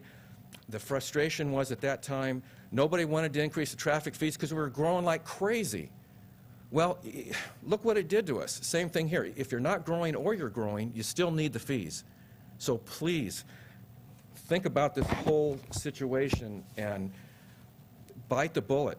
You know, our infrastructure is part of this deficiency. When we continue going where we're going, unless you plan to get a sales tax level of 3% and general fund money, you're never going to catch up to this deficiency that's self-created by our community. And I'm not saying you're to blame for this. I'm talking about past people that never instituted these fees to the level of their consultants when these traffic fees, and I'm talking like 15, 20 years ago. You know, 20 years ago when these fees should have been at a level, they said, well, no, we don't want to go too high. That pot just got bigger and bigger, and you have to deal with it today. So, you got it. You get it. Okay.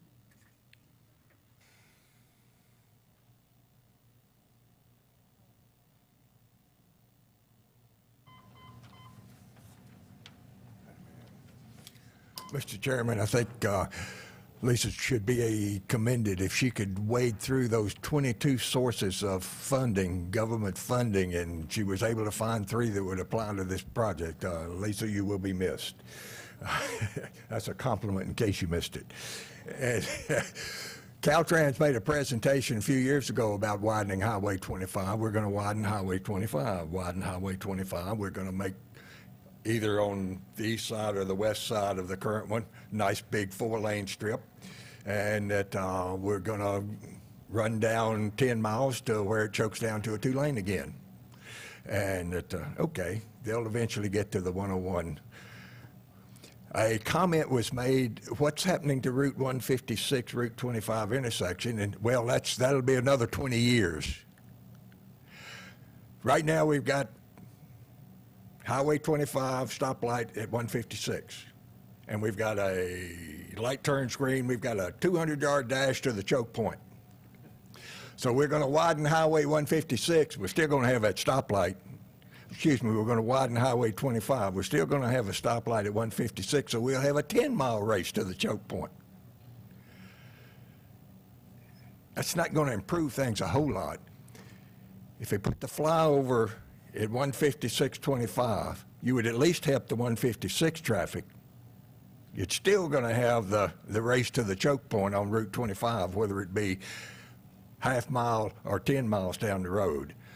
So it's been no mention of the intersection at 156.25, the flyover there. Is that another 20 years or 40 years?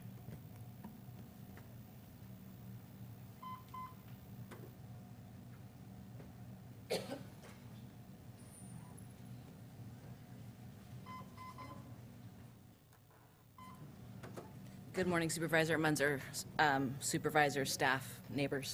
Christina Chavez Wyatt on behalf of the Business Council. I would like to reiterate some of the points that staff brought up regarding the support from Santa Clara County under the leadership of Supervisor Mike Wasserman and the interests of VTA in improving the 101-25 interchange, as well as to making some improvements from 101 to the San Benito County line. I think it's important that Highway 25 improvements be added to the constrained project list as soon as it's reasonable to do so. The Business Council's paid very close attention and to the reasonable available revenue resources and would like to collaborate with you to secure additional funding and revenues for this and other projects, including active participation in the update of the traffic impact fee program based on a new nexus study. State Route 25 is a necessary and vital component to the circulation element of the San Benito County General Plan. The same is true for the city of Hollister. Highway 25 has been recognized as a major traffic corridor in our county since 1988, which is over 26 years. The widening of Highway 25 is essential to mitigate the impacts of any commercial and/or residential investment, regardless of our population figures.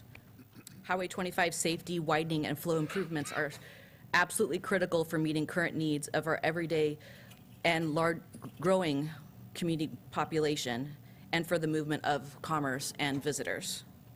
Tourism, such that to be attracted by the new and future tourism, the TOT marketing investment, is dependent upon ingress and egress. Simply look at Monterey County's effort on Highway 156 and the adverse traffic impacts on Highway 68 due to the efficient use of Mazda Laguna Seca Raceway. This has resulted in their consideration of tolling and greater consideration of a private project and collaboration to make it happen. Highway 25 is shown on your circulation element in the general plan and has been an important component of all prior work, including previous draft general plan and draft EIR. The general plan also states clearly that prior to approving new development, you should identify and develop a variety of funding resources to implement the improvements of the circulation diagram. The widening of 25 is one of the improvements of the circulation diagram. Therefore, it makes all the sense in the world to have 25 on the constraint list. Finally, if 25 is not on the constraint list of traffic improvements, it won't be considered important or vital by regional, state, or federal agencies. In essence, if you don't feel important enough to add it to the constraint list, state and federal agencies won't follow your example. We have to be ready. The funding issue is purely about prioritization, both practically and politically. If you want necessary projects on the constraint list, then staff, consultants, and stakeholders can both identify and create a reasonable funding mechanism to support what's based on your legislative direction. Generally, as reiterated by legal counsel for AMBAG, policy, not money, places items on the constraint list. In closing, is our recommendation of the Business Council that County and COG move forward to put 25 on the constraint list. Once the general plan and EIR is approved, COG should then move forward to hire a consultant to update the TIF nexus study and clear direction necessary to improve the circulation elements to conclude in that study. Thank you. Okay, Supervisor Patello?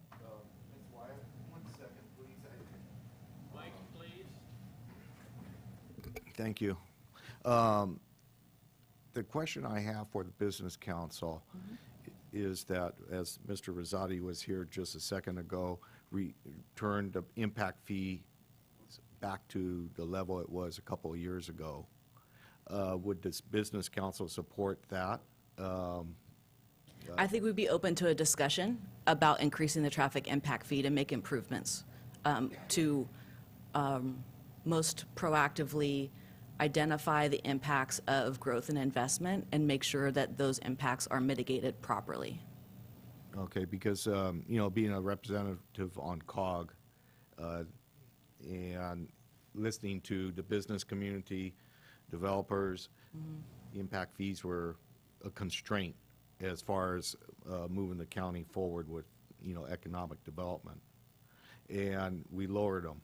And we tried to fit a project that would be affordable going forward. Now we're, you know, I'm definitely, you know, agree with everything that's been said about Highway 25 this morning, how important it is. But we have to develop a project and come back with the how we're going to fund it. And some of it, I agree, have it on the list and go after the state and federal government, but the reality is that we'll have to pay a significant portion of it at the local level. And that's probably include getting back the impact fees back to its original level and maybe some more.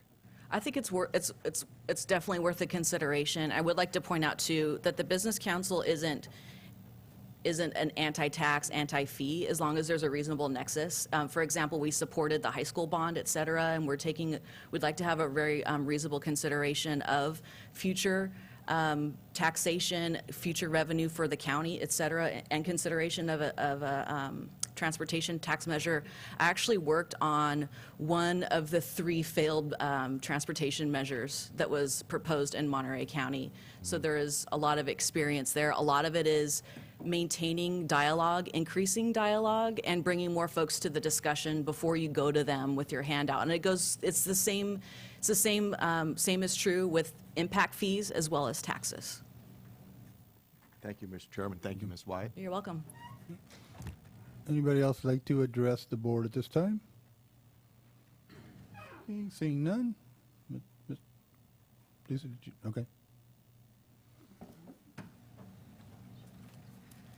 I just wanted to make a couple of comments in response to your public comments.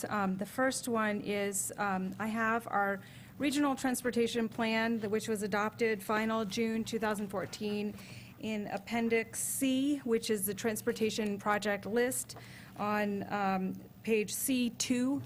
The second project is the Highway 25 4-lane widening project phase 1. It is on the project list. It's right here if you want to see it. The issue is whether or not you can fund it. And I will say that the genius about Proposition 1B passed back in 2006 for transportation and other, Proposition 1A, B, C, D, et cetera. Proposition 1B for transportation was great because it allowed projects like Highway 25, which was on an unconstrained project list, in all of the RTPs across the state. It allowed those projects to move up because funding was identified in that Prop 1B program. So just because it's on the unconstrained project list doesn't mean it can't move forward. It just means we haven't identified the money for it yet.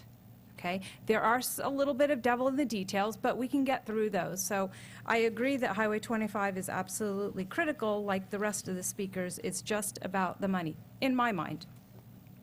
The second thing I wanted to mention is with regard to the intersection of 156 and 25. As soon as you start putting in an interchange in there, you're adding lots of money. Granted, could you leverage the interregional share of the State Transportation Improvement Program dollars that Caltrans controls? Yes, absolutely. The project that I worked on when I was over in Monterey County regarding the Salinas Road interchange, it was a 40-some-odd million dollar project. It was a great separation. It was an interchange project. So once you start adding big ticket items like that, then your costs start increasing, and then you have to chase after more and more money. So what Supervisor Botello said with regard to, I think you said $300 million for Highway 25, that's a full corridor. We don't really know if that's the cost. It was at one time. We still need to, look into feasible, fundable segments that we can chew off over time. And we can't chew off a $300 million project in one fell swoop. We need to phase it so that we can actually make this thing happen. So that's all I wanted to say. But it is on the project list, just not quite funded yet. Thank you, Lisa. Michael?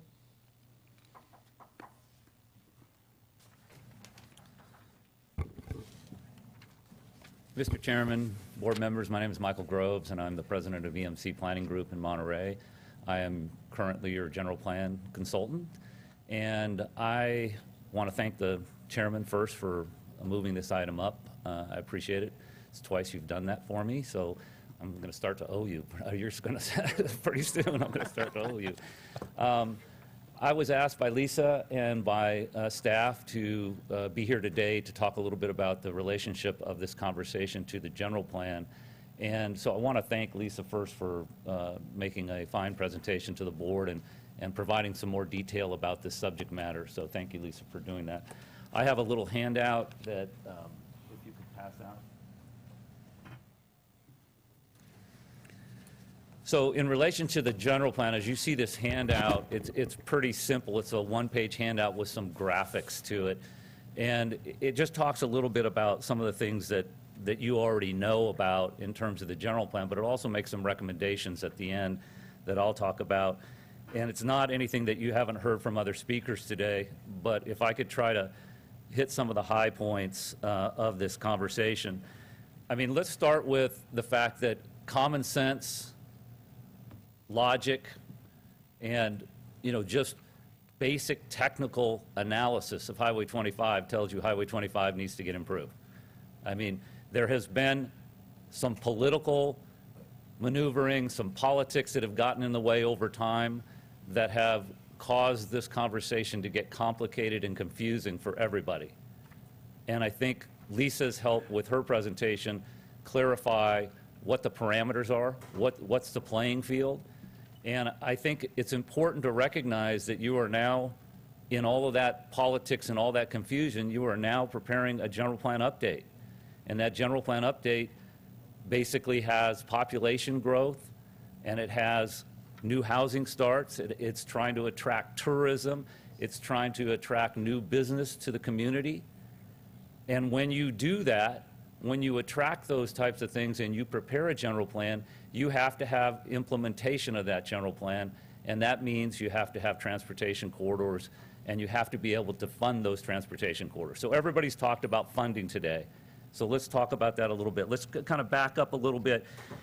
In your general plan, you have a land use element that predicts what is going to happen in the future, or tries to predict what's going to happen in the future in terms of housing and growth and those types of things. You have a circulation element that is there to support that projection in terms of land use.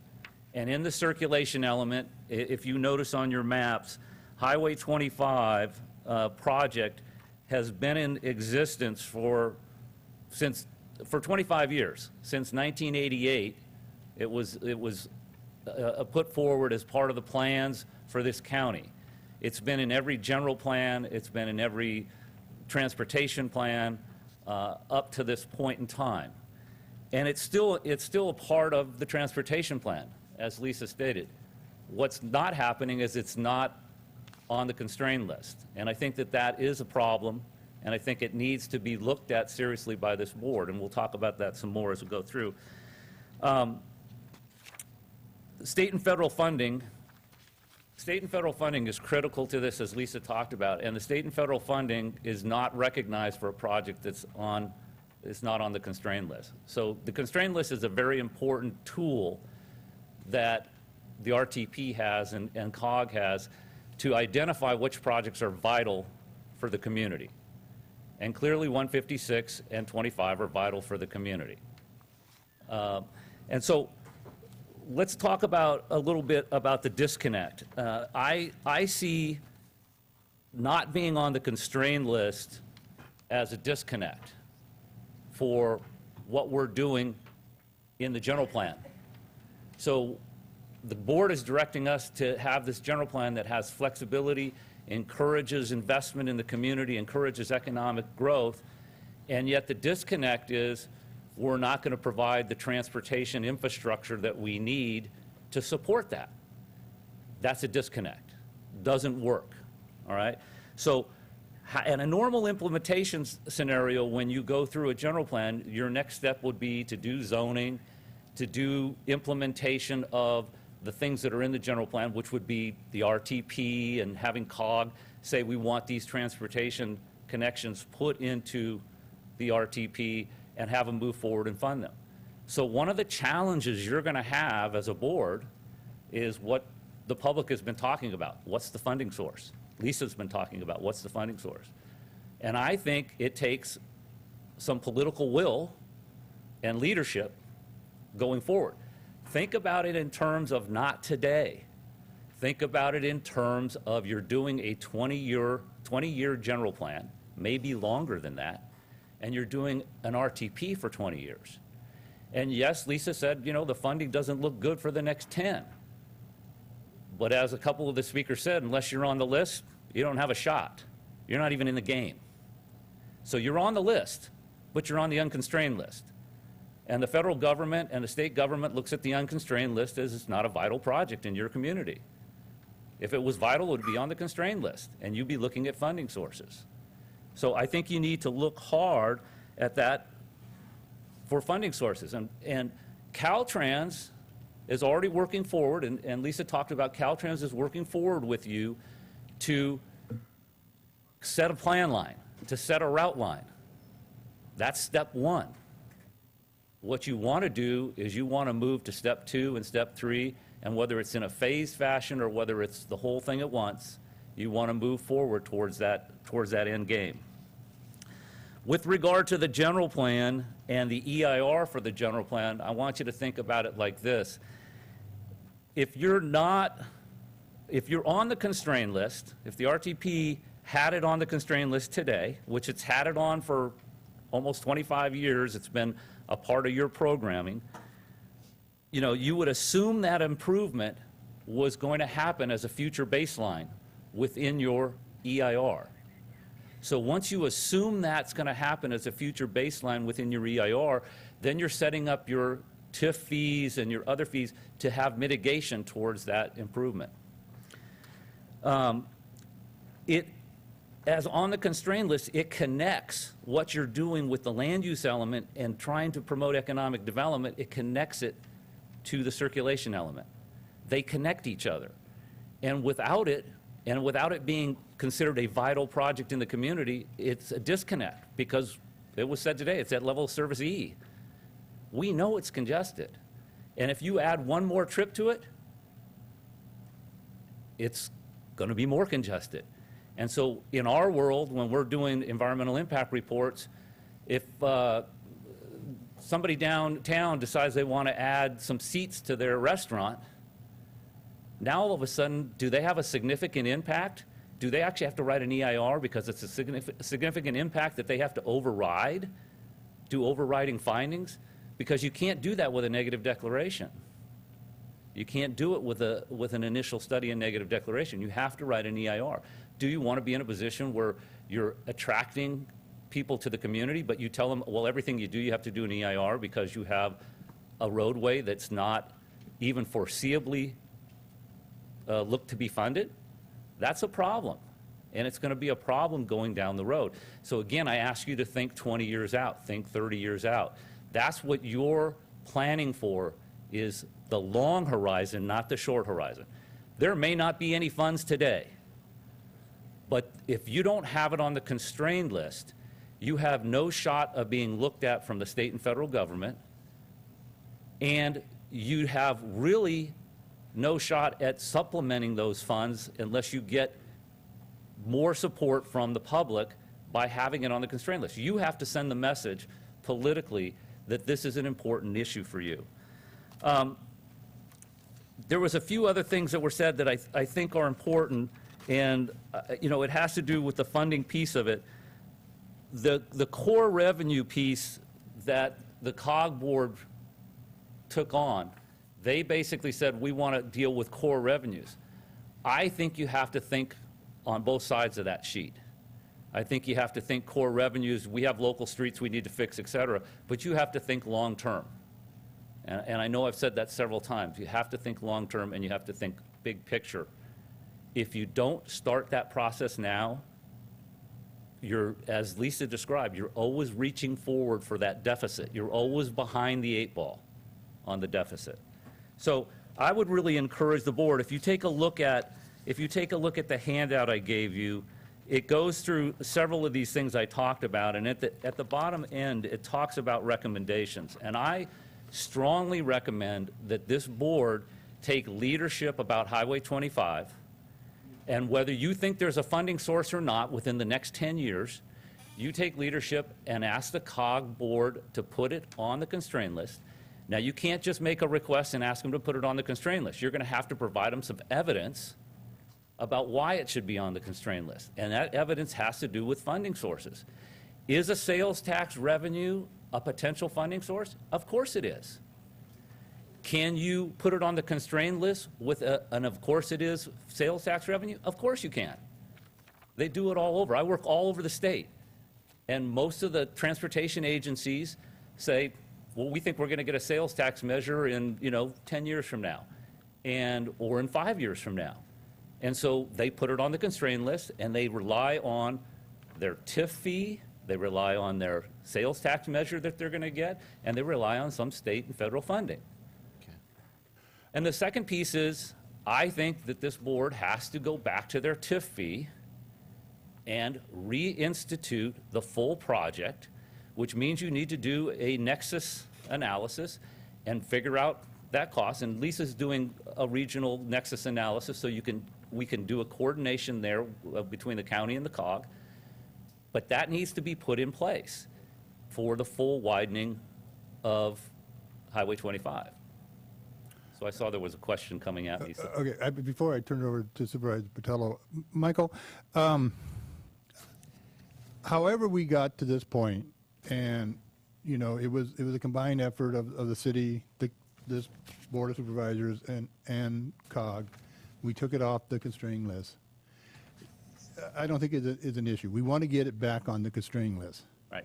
What I want to hear from you today is, with the thought that we are going forward to get it back on the constraint list, but it's not on the constraint list now, is that going to affect our general plan update and having the general plan update done by December 31st?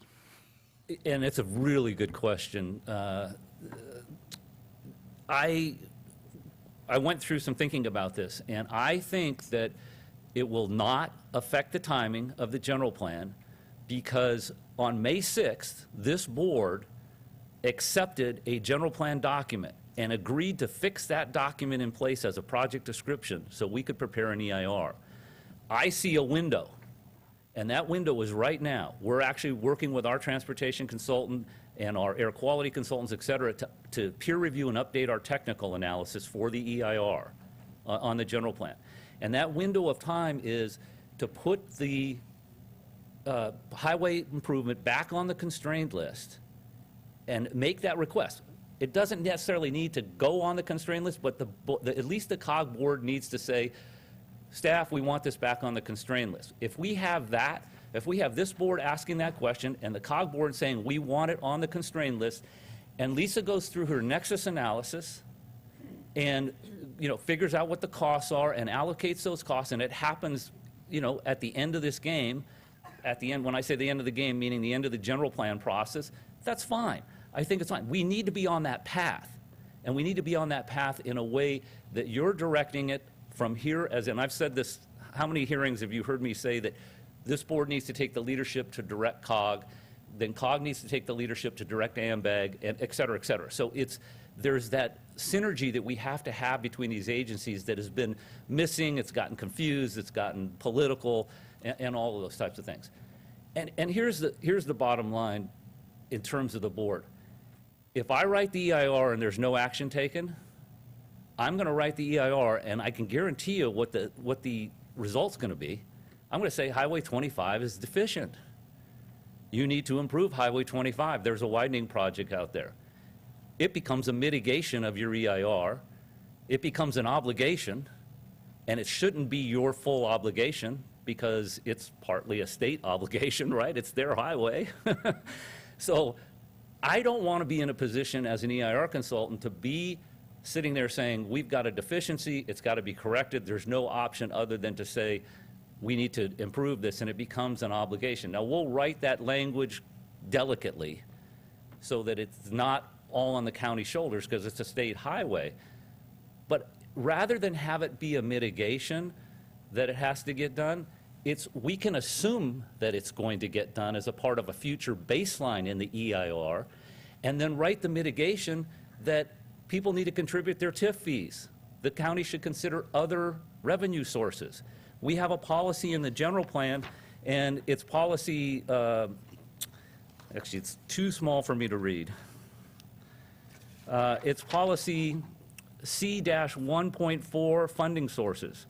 Prior to approving new development, the county shall identify, develop, and/or maintain a variety of funding sources to implement the improvements on the circulation diagram or other improvements deemed necessary to accommodate the new development at applicable levels of service. These funding sources may include county capital funds as available, building, traffic impact fees, et cetera, and it talks about other things, dedications of right-of-way, subdivider fees, et cetera, gas tax, sales tax. The point is, there's a policy already in the general plan that you've accepted that says we're going to do this. So why wouldn't you prepare a resolution, ask COG to put this on the constrained list, come up with some findings and evidence in that resolution that says, here's what we think the potential funding sources are to go forward, and ask COG to implement that. It's not going to all get done in a day or two. It's going to get done over the course of the next 6 months, but you're putting it into process to make this happen. And then, as the one speaker said, you never know where the funding sources come. You may, as a board, decide you want to put another sales tax measure on the thing. I think that's a necessity for you to get caught up. And, you know, state funding's not in good shape right now, but over time, things change. Legislation. I mean, you have a lot of political pull, and you can work with your legislators to push forward things in Sacramento that can help you fund projects. You've done it before, you can do it again. And so I really encourage you to take that position about moving the action forward instead of saying, well, we're going to sit on this right now.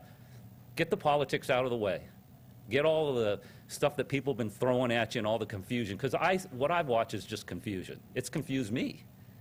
And in the end of the day, it's pretty straightforward. If it's not on the list and it's not on the constrained list, nobody considers it vital. If it's on the list, it's considered vital. Doesn't have to be funded today. It needs to be funded over time. Think about it in 20 to 30 years. Think about a long time frame. And the hope is to get it funded within 15. If you get a sales tax measure, you'll get it sooner. Supervisor Vitello? Yeah. Okay. Yeah, I know people in San Juan will be excited about that.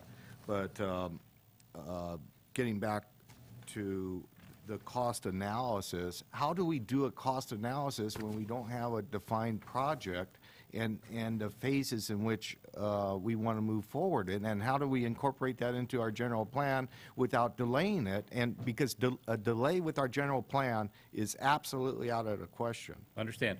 And we can move through that without a delay. I think it's already defined. It's a 4-lane widening project from the county line to San Felipe Road. It's defined. Figure out what that is. Lisa's given you some cost estimates for that. Have the Nexus study look at that as a big picture, and then have the Nexus study give you some options to look at it in phases. It's not, not something we don't do all the time. They'll look at it in phases, and you can ask Lisa about that. But I think the bottom line, there's 2 phases already that have been identified, and you can break those into phases and look at, maybe you decide you want your TIF fees to cover phase 1 or focus on phase 1 in the near term, because the number is too high to attract business. So you're going to have to negotiate that with the Business Council and everybody else, but it's doable and has to get started. And it just, as I said to staff, you have to get started on this TIF fee. I said it at our May 6th meeting, and I said it on the meeting before that. We got to get started on the TIF fee.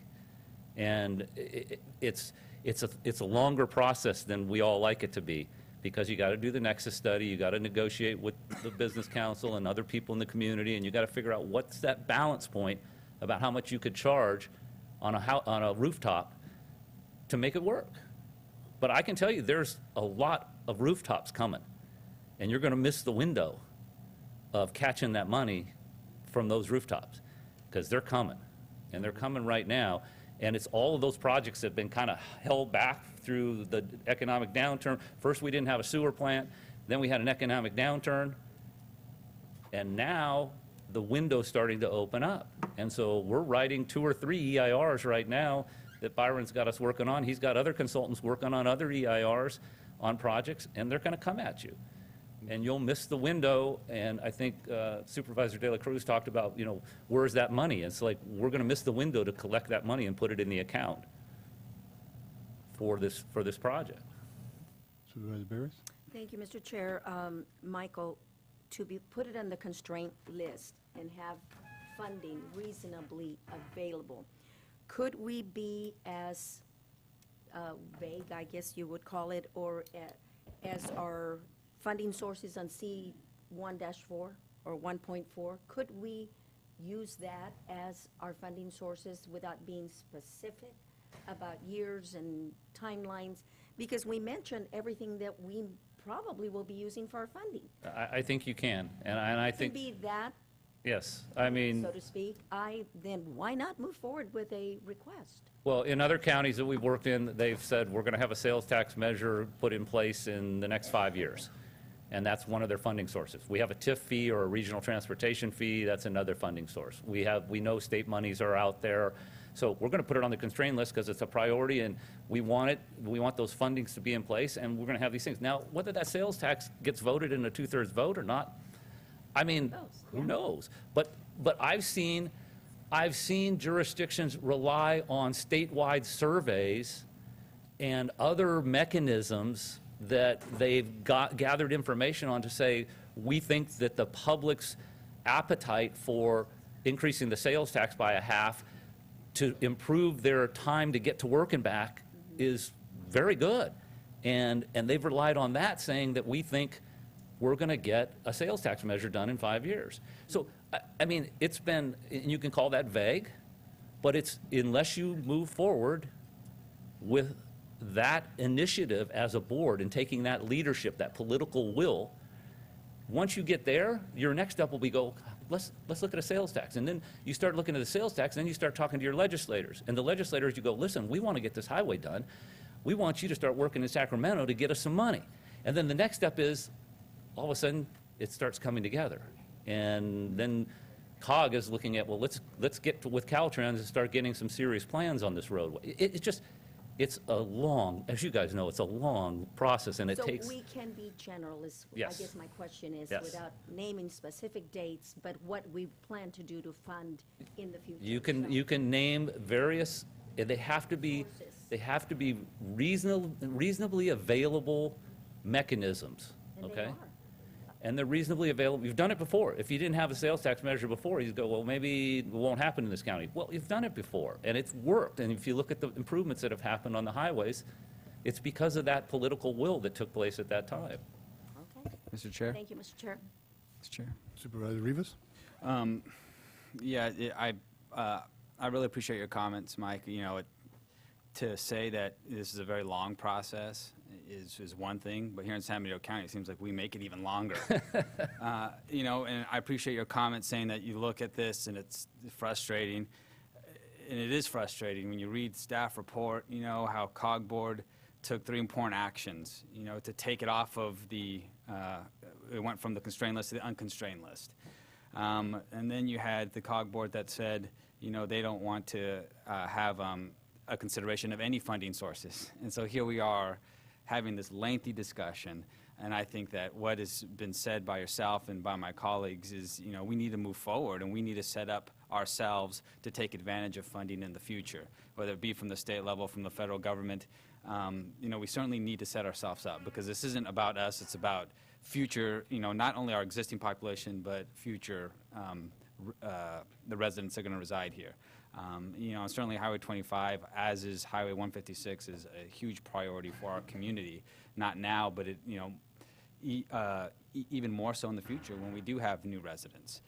Because right now we suffer from an infrastructure problem, so you can imagine what it's going to be like, you know, in 10, 20, or, you know, in the future. So I really appreciate your report, and I certainly hope that we can just get moving on this And I guess generate something positive. what really motivated me was, you look at all of the politics that's gone on and all the discussion and the confusion and what should we have it on or off, and what motivated me was when I started looking at what are the implications in writing the EIR for the general plan and adopting a general plan in December that says we're going to increase population, increase housing starts, and we're going to do all these things. We're going to write an EIR on that, and what am I going to end up saying in the EIR? So that started motivating me to say, I don't want to be in front of you in December saying we're gonna put a mitigation in that EIR that requires you to do X. You rather take the initiative and have yourself be on the path you want to be on for this county, and you want to eliminate that disconnect between saying we're doing a general plan for 20, 25 years and it looks like this, but we're not going to support it with the infrastructure. You don't want to do that. You want to be on the same page with that.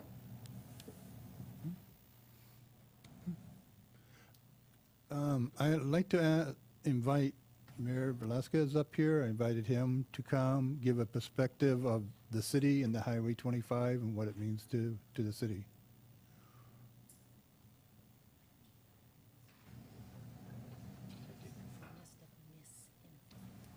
Well, first, I want to thank you for inviting me out here today. Obviously, I did write that letter about putting Highway 25 back onto the list because I thought it was important. We know government moves extremely slow. We know that by not being on these lists, we disappear. Government has a tendency to say, we can't do that, we can't do that, we can't do that, we can't do that. Now that I'm part of government, I like to say, why the hell can't we do that? And I think, you know, we've proven that by working together with the fire departments. I think early on we were told what we couldn't do, and we created this synergy together that changed how we provide that service. It's a great service. Currently, we're working on a project with the homeless, myself and Supervisor Barrios, where 6 months ago, it was an impossible task, and within 6 months, we're probably going to have a great answer. Point here is we have to move forward. And at the meetings I've gone to in this last year about this, it was pointed out quite clearly to me that if you get off that list, you're off. Kiss it goodbye. Now, I'm constantly asked about how are we going to bring more jobs, high-paying jobs, to our community. And we all know that without the improvements on Highway 25, it's never going to happen. We have to face the reality of the past. Forget blaming the past. That's too late now. Doesn't matter. But we can't make the same mistakes. I think Ms. Rosati pointed out that hole that we were in, it's a deep hole. It's for us to fill it up and have the vision and the strength to stay on that path. Because I can guarantee you that if we back off here and start making excuses again, the public's going to come after us next. They don't know what happened 20 years ago. All they know is why aren't we doing our part to make Highway 25 a safer road. So this is the part, again, where the city and the county have to take that leadership role, stay together, understand it's going to be extremely difficult to raise the money. $246 million, I thought I heard, $20 million a mile. I'm in the wrong business, obviously. But we need to do it. We need to raise those impact fees. As the gentleman said, that window of construction is coming again, and we're going to miss out on it. I always like to tell the story, I'm in the construction business, of a meeting I had at a major developer's office. It's been 15 years ago. And it was concerning our community, a project that was coming here. And I was in their office, and I was looking at all these beautiful pictures of a project that they were planning in San Jose. And parks and this and that, beautiful project. And I asked the question, why is the project that you're planning in Hollister, why don't they have the same things? And their answer was, after a giggle, was, they don't ask over there. So if they don't ask, we don't give it. If we don't ask to get back on the list, nobody's going to give it to us. And it's a very important part of our future. We need to make these hard decisions and inform the public why we're doing the things that we do and working together to get it done. So that's my view on it, and I hope we can move forward. Mr. Mayor, one rumor I've heard, and I hope it's just a rumor, is that the City Council wants to form a subcommittee to look at Highway 25 and leave the county out of the equation. That would be very counterproductive, and I hope it's just a rumor that has no fact. I would question how in the world would we leave the county out of Well, that's that. that was my question. I guess I'll tell you again, City of Hollister has 37,000 people, And in that 37,000 people, we can't afford a $245 million highway. So you will not be left out of the conversation. Matter of fact, I'll be coming to ask for more money from you guys. But you're absolutely right. I mean, we have to work on this together. We all chose to get to this point. We thought we were trying to do right by jumpstarting the economy. Someone mentioned the question whether that worked or not. I feel it has. I feel some of these projects that are coming forward, at least for the county, are coming forward because we did lower the impact fees. But now we need to get this back on the constraint list. I don't think it's an impossibility. It's not going to happen, as Michael said, tomorrow. But in the next 6 months or so, we can definitely have it back on the constraint list. I know AMBAG, if we came back to AMBAG and said we want this on the constraint list, they will have no problem with it, putting it back on the constraint list. And so we just need to work together, not be adversarial in this, because I think we all chose to take it off the list, work together, and get it back on the list as quickly as possible. And I agree with you. There's good reasons for what happening. That's not the problem. It's the future that we need to work on. AMBAG was very willing to help us at that meeting we both attended. Absolutely. So, you know, I think, again, the gentleman made the point about 20 years is what we need to be thinking about. What are we going to look like? Well, I have son. Say hi. That's 20 years that I'm worried about right there. So absolutely, that's what we're working towards. And I think, again, we just stay working together. Any other questions? All right. I think. No? All Well, right. thank you very much for inviting me Eric, today. thank you. Thank you for coming. And with that, we can move on to Mr. Chairman, before we move on, a key part of the equation is the TIF. Where are we on our updates on our traffic impact fees? Because that, you know, really, we took a lot of pressure a few years ago to lower it from some of the same people that are telling us to put it back to where it was before. It's almost comical.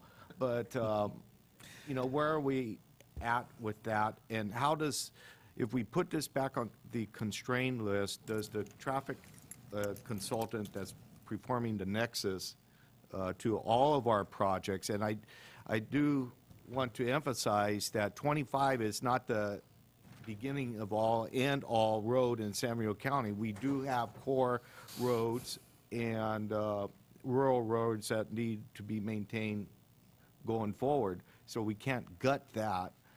So traffic impact fees, maybe a future sales tax, I don't know, but where are we at with getting that number? Okay, so I can answer that question for you. At the last COG board meeting, the board directed staff to review our on-call consultant list, to get a consultant on board, a traffic consultant, to update the traffic impact fee program. We are going to be interviewing potential consultants this month and bring a contract to the COG board in August to hire the traffic impact fee study consultant. And what we're planning on doing as part of that update, and it'll take about 9 months or so, what we're planning on doing with that update is really sharpen our pencils, take a look at the projects, take a look at the costs, see what we can do for Highway 25. And, you know, because there is a relationship between the other projects that you talked about, the rural roads, et cetera, and being able to fund Highway 25. So there was some criticism at the COG meeting at one point regarding the Highway 25 project between the hospital and Ridgemark. So we're going to take a really close look at that one and that project cost. We're going to take a look at the rest of the local roads and intersections that are included on that list. So there's more work, obviously, to be done, but we do expect to get that Nexus study updated within the next 9 months. I have to say, this is pretty much a deja vu from last time around when we talked about the traffic impact fee program update and talking to the Board of Supervisors and wanting to get that update done quickly in 2010. So I kind of feel like, okay, we're doing it all over again and again, sharpening the pencils. And I think that'll be an important thing to see if there are some cost savings in the other projects to be able to add Highway 25 onto the traffic impact fee program.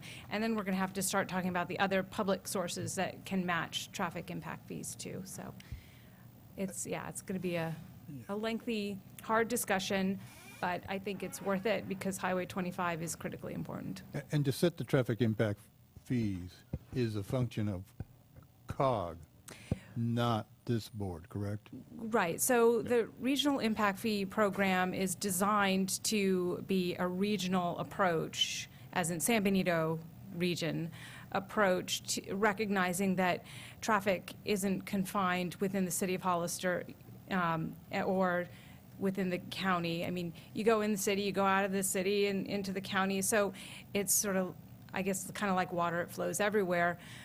So taking that regional approach, because COG represents both the county and the two cities, what COG has historically done is prepare the study, and then the county and the city implement that study through ordinance. And you all actually collect the fee at the building permit stage. So. Thank you, Lisa. Yeah, thank you, Mr. Chair. I guess here's a question to you, Mr. Chair. We discussed it, and I think we're all in favor of moving forward and almost to the point where we move Highway 25 to the constraint list. You as the chairman, will you relay that to the representatives of COG that the board of supervisors discuss in favor of putting Highway 25 on the constraint list? Or is this something that we have to do as an official motion, capacity, future board meeting? Official. Based on what Michael has recommended, we need to move forward with some sort of a resolution to make it formal, a letter, a cover letter. So I think this needs to be agendized for us to move forward on this in a more convincing way. But the problem is that we won't have another meeting till next month. And Michael, will that squeeze time out of you on the deadline that you have committed to the board? No, I think that's appropriate, that it gets agendized for the next meeting that you have. And I've told staff, we'll work with staff to help them prepare the resolution. We can work with Lisa. As you notice, we are trying to have more coordination with COG. And I've spoken to Don Freeman, who's legal counsel for AMBAG, and he said the same thing. And you acknowledged that already, that you went to a meeting with AMBAG. He said the same thing, is basically give me something in writing and give me some reasoning behind what your request is, and we'll move forward with it. And so he's been very accommodating as well, representing AMBAG from a legal perspective. So I think if we can, and you notice it on the sheet that I handed you, it's got the 3 tiers, and I didn't say much about the AMBAG piece, but there's a metropolitan transit plan, there's sustainable community strategy. So that's kind of the 3rd tier. So once it comes from here to COG, then it can go to AMBAG. So now we get all 3 agencies coordinating with each other, and that's what our attempt is to try to put it up on the table and get everybody talking to each other. Okay, perfect. Thank you, Mr. Chair. I just want to clarify this with Matt. Matt, not taking any official action, because I don't think the agenda was addressed that way. The representatives on COG could go to the COG meeting this month and say that the consensus of the board is to place 25 back on the constraint list. And then we can take action in August to actually formalize that. Would that be appropriate? It's, whatever action COG takes, it's up to them. But I think you can definitely say that there was a lengthy discussion at the board meeting. There seemed to be a general consensus that the county was interested in exploring putting 25 back on the constraint list. That will come for formal board consideration and approval on the August 5th meeting. There's Yeah. there's no reason to think that that won't happen, but it won't be official till August 5th. Yeah, okay. And because he's a founding member of Measure A, I'd like to recognize Steve Rosati again, if he wants to come to the podium and make some final comments.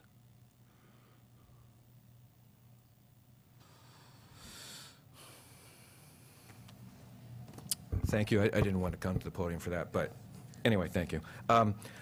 I just wanted to make a comment, and maybe the consultant can comment on this. Sitting in the audience, I started hallucinating on the past, hearing all this stuff coming forth again, like it was alluded to by Lisa. The reasonable mechanisms that he talks about really alarms me, because it just gives people some false sense of taking forever. Mayor Velasquez put it well, you know, why in the hell can't we do it? And I say, why in the hell can't we do things quicker?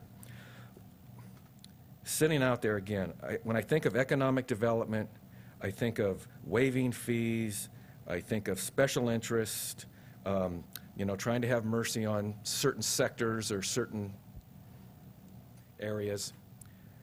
Again, it builds up a deficiency. And I was just hoping that we all realize this and we do move forward quickly. These things can be done rapidly.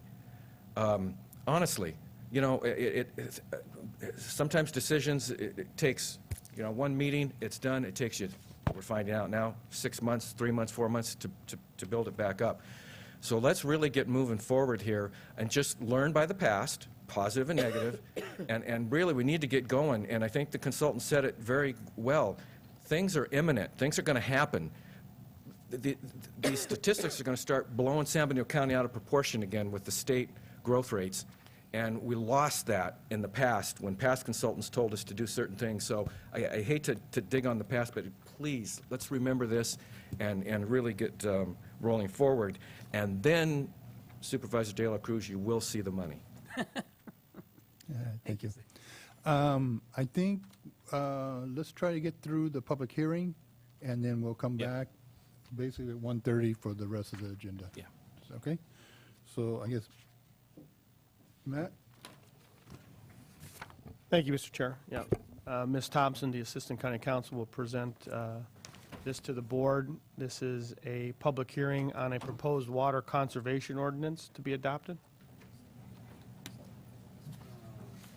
Okay, this is a water conservation ordinance for CSA 31.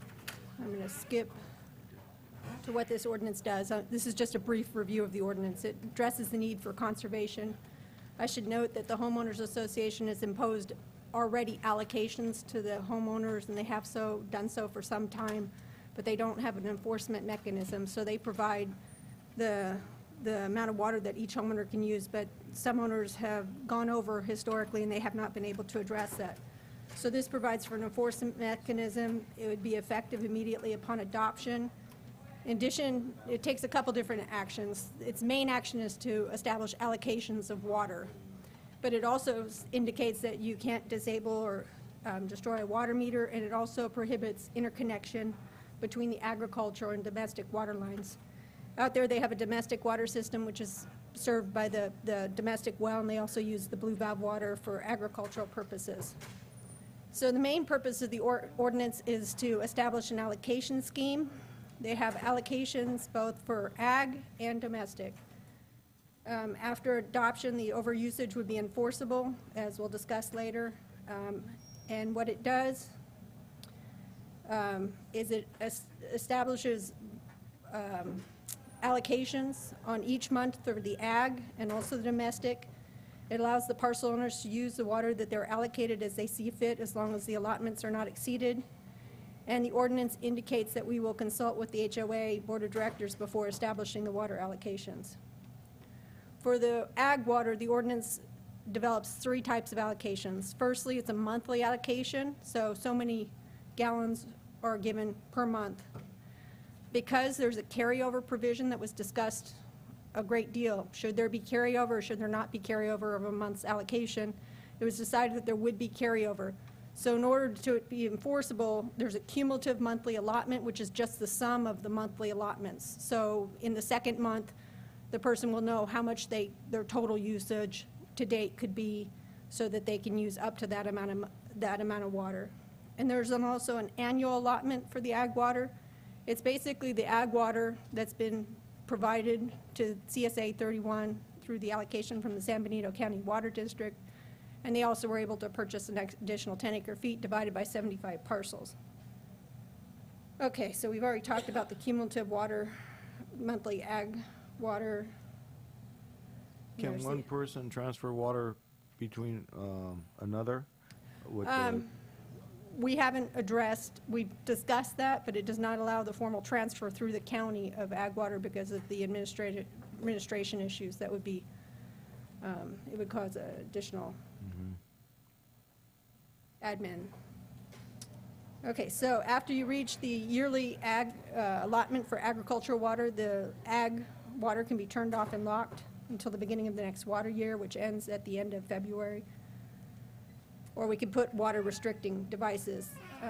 There's the mandatory agricultural allotments, and it's divided by month. The month of July is prorated, and the cumulative, and it's better set forth in the ordinance on one of the exhibits, Exhibit B to the ordinance. But that just divides it, and also the domestic water allotments are based upon 275 gallons per day. And the domestic well is performing well, and the majority of homeowners do comply with that 275 gallons per day. But this allotment prevents drawdown of the domestic well to prevent the water level from dipping. Let's see. So the penalties are that you can discontinue service, criminal penalties, infractions or misdemeanor. The misdemeanors would be have to be prosecuted by the district attorney's office. The admin fines and nuisance abatement. We have an appeals process for notices of violation, and water shutoff orders would come to the Board of Supervisors to decide.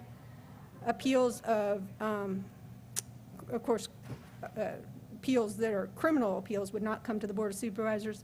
And also the admin citation provisions have their own appeals process. And that's that. I'm available for any questions. And we do have a public hearing. Let me just indicate that the actions today would be make the CEQA findings, adopt the ordinance, order publication of the display ad, and also there was interest from one of the homeowners indicating that they would like to have the disclosure of water usage. So that's the fifth item, to find that the public interest in disclosure of water usage information clearly outweighs the public interest in non-disclosure, and release water usage records from CSA 31, and that's to allow the homeowners to see who's using more water than they're allowed. Supervisor Barris? Mr. Chair, Barbara, that could start a real battle, and I understand how that could be, it's going to be very difficult. How do we determine that the public interest to disclose is greater than the public interest to not disclose? How do we do that and know that we're doing the right thing? Right. Well, when I was balanced, it's totally a subjective. I mean, I believe it's mainly subjective. When I was balancing those items, you could say that the public interest in disclosure includes aiding in the enforcement of the ordinance through voluntary compliance with the ordinance, which reduces the enforcement costs to the county. As I've stated to the homeowners, enforcement of an ordinance takes time and money on the county's part. So if you can get more voluntary compliance with the homeowners, it reduces the staff time to actually enforce the ordinance. So that's in favor of the disclosure. And against the disclosure, you would be concerned about people's, privacy. So it's a weighing test. I think that the board could make a finding that because there's limited water and because that we have to have this ordinance at the present time until water years improve, that, you could find that the public interest in disclosure substantially outweighs, but the board could also make the other finding. If it decides that that's not interested in releasing those records at this time, it could just not take action on that item. But I think, Supervisor Barris, if I could interrupt for just a minute, I think the most salient finding is that the state of California and CSA 31 are faced with a drought of historical proportions, unlike almost any time in the state's history. So the disclosure of the records is driven by the unusual circumstances we find us in, and the conservation of water is of paramount importance. The conservation of water in this historical drought is of such importance that a person's privacy interest in their water usage record if you do, again, the balancing test fails, when you look at the greater importance to the entire community to make sure that there's equitable water interest. And this is only specific to CSA 31, so. Yes, that's and right. They wouldn't come forward without if they didn't have the interest to. Absolutely. Serve, so. Absolutely. So Okay, I and think at the end of the day, that's what tips the balancing in favor of disclosing the records. Okay, and then just one comment, that we need to invite the San Benito County Water Conservation Technician will go out to talk to these homeowners. They have huge lawns, which, I'm not against, but during a drought, they have to go brown. And so they need to know how to conserve, how to plant things that may be more drought resistant. And so I'd like to make that recommendation for that homeowners, if they will accept that information. So, thank you. Any other questions or comments?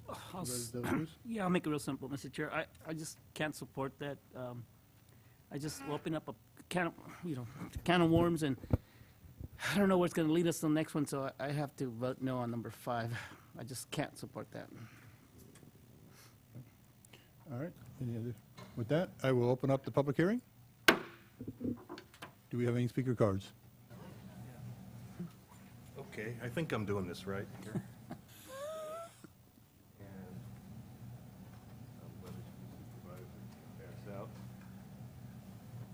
I was just checking the clock to see whether I should say good morning supervisors or good afternoon supervisors. Looks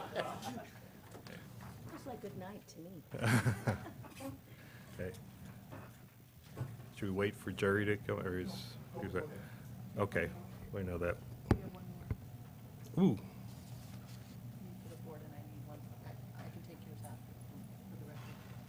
Okay, so.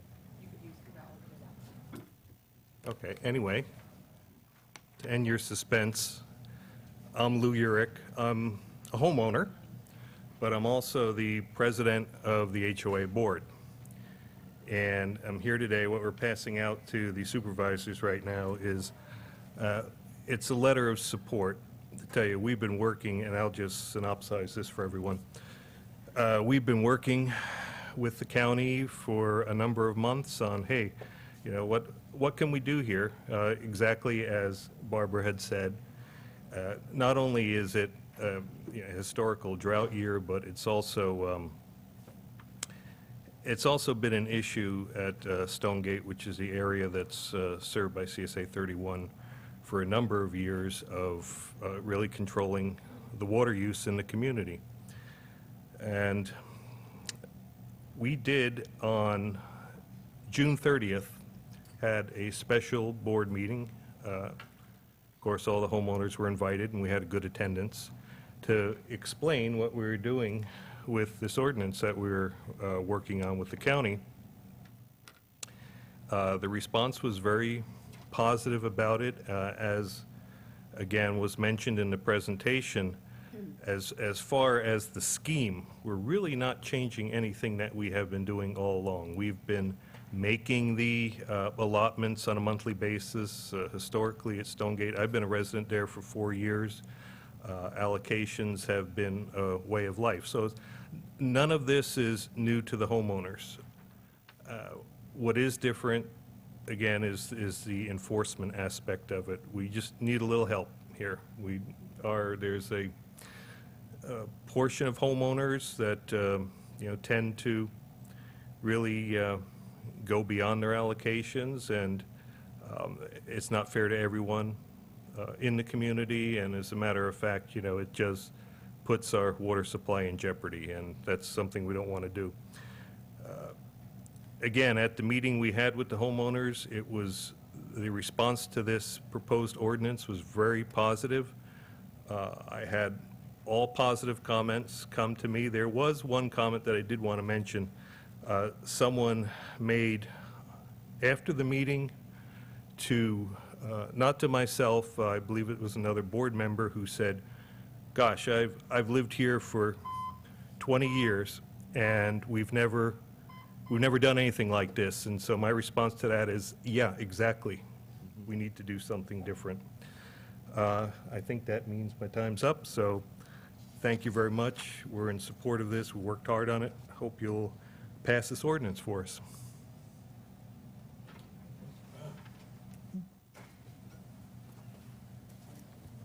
Good morning, still is morning, Mr. Chair and members of the board. As Liz said, I'm the Stonegate Homeowners Association is in favor of this. My name is Ron Ross. I'm the Vice President of the Homeowners Association. We kind of come to the realization that water in California is always going to be an issue. Even if we get above normal rain next year, it's still going to be, we're still going to have some type of plan. And we've been working with this plan with the Department of Public Works and the County Council for quite some time.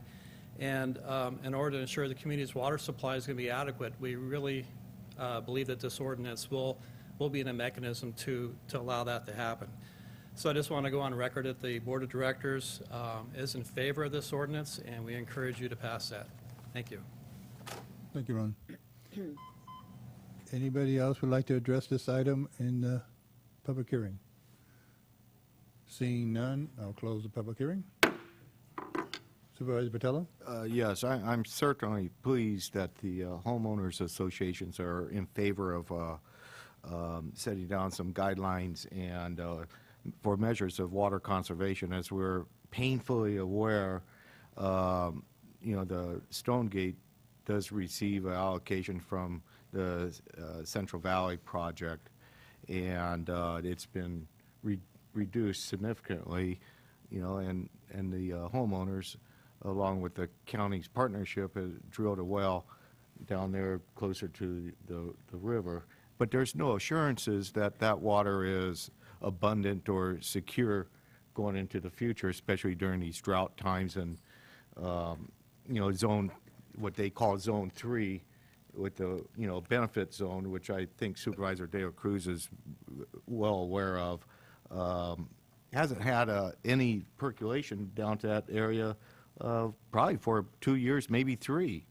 And there's no assurances that it's going to happen next year. There's just not an abundance of water. And the best way to secure the value of the properties out there as neighbors and co-users of a water system is through mutual conservation. People use a little bit more, they should pay more. And if they abuse the system, then they should be, dealt with appropriately. But I think this will at least address and stabilize not only the water supply, but the values of the homes in that community. So I'm in full support of this, and think probably the chair has worked on it along with the homeowners and our staff, coming up with something that wish we could have done a few years back. I'd like to make the comment that, and make sure my colleagues understand that this is not just about watering their grass. This is a health and safety issue because the blue valve water is their fire suppression system. If they were to go through all the blue valve water, it's questionable whether their domestic well would be able to keep up with the demand to keep the fire suppression amount available to them. And I think item 5, I understand Supervisor De La Cruz's concerns about it, but this, to be enforceable, this ordinance has to have some teeth to it. And I believe item 5 is the teeth, and I believe that is what has been requested of us by the homeowner association. Also, I know there's been talk, basically, the homeowners out there have been able to use unlimited amount of water on a monthly fee schedule tied in with the property tax. I hope, and there's been discussions, and I hope we can go forward with the discussions of metering the water and then they being charged on a per gallon basis and kind of go forward with the more equitable system of uses and fees on the water. But for the time being, we for health and safety, I believe this ordinance needs to go forward. I believe the homeowner association realized that, and I'm in fully support of the homeowner association and going forward with this ordinance. Mr. Chairman. Supervisor De La Cruz? Thank you. Barbara, I read the ordinance last night. I read it again today. maybe I missed it somewhere, but item number 5 is not in the ordinance, right? That's an add-on, right? That's an add-on. Okay, That's thank correct. you. Mr. Chair, I'd like to ask for a division of the question, separate 5 from the adoption of ordinance number. Yes, you could do 2, 3, and 4 together if that would be acceptable to the board, and then handle number 5. Okay. So move. Second? I have a motion and a second to adopt the items 1 through 4. All those in favor? Aye. Aye. Those opposed? As amended. Okay. We have a 5-0 vote. I'll make a motion for number 5. And I will second that. Okay, we have a motion for item number 5. All those in favor? Aye. Those opposed? Aye. Passes 4-1. Thank you. Okay, thank you. And then I think we have, before we break for lunch, we've been requested to handle item number 48. 48. Mr. Espinoza? Thank you, Mr. Chair. Yes, we're on item number 48 in our regular agenda. This is coming out of our Health and Human Services Department. We have Jim Riding Sword, our Health and Human Services Director, here this morning, and the request is to adopt a resolution appointing Dr. Anju Goel as the County Health Officer. So we have Jim. Jim? Yes, so we're asking you to appoint Dr. Goel as our new Public Health Officer. You can see from the background information, she has quite a distinguished background, both educationally and professionally. We feel just totally blessed that she has decided to come to work for us. And I can tell you from conversations that we had leading up to this that she brings a spirit of communication and innovation to the position, and we are all looking forward to working with her.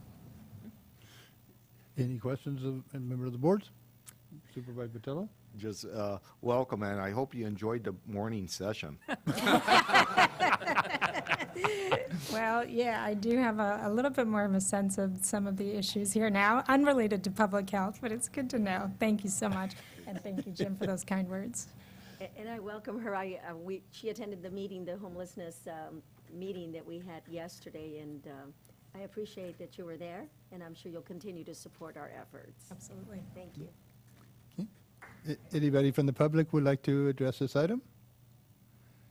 Seeing none, I too want to welcome you, and this is just a typical Board of Supervisors meeting for San Benito County. What's the pleasure of the board? Move to approve, Mr. Chair, resolution number 2014-69. Second the motion, Mr. Chair. We have a motion and a second. All those in favor? Aye. Those opposed? Passes 5-0. Thank you very much and welcome. Done. With that, we'll adjourn. We'll adjourn for lunch till 1:30. To 1:30? Okay. Jerry?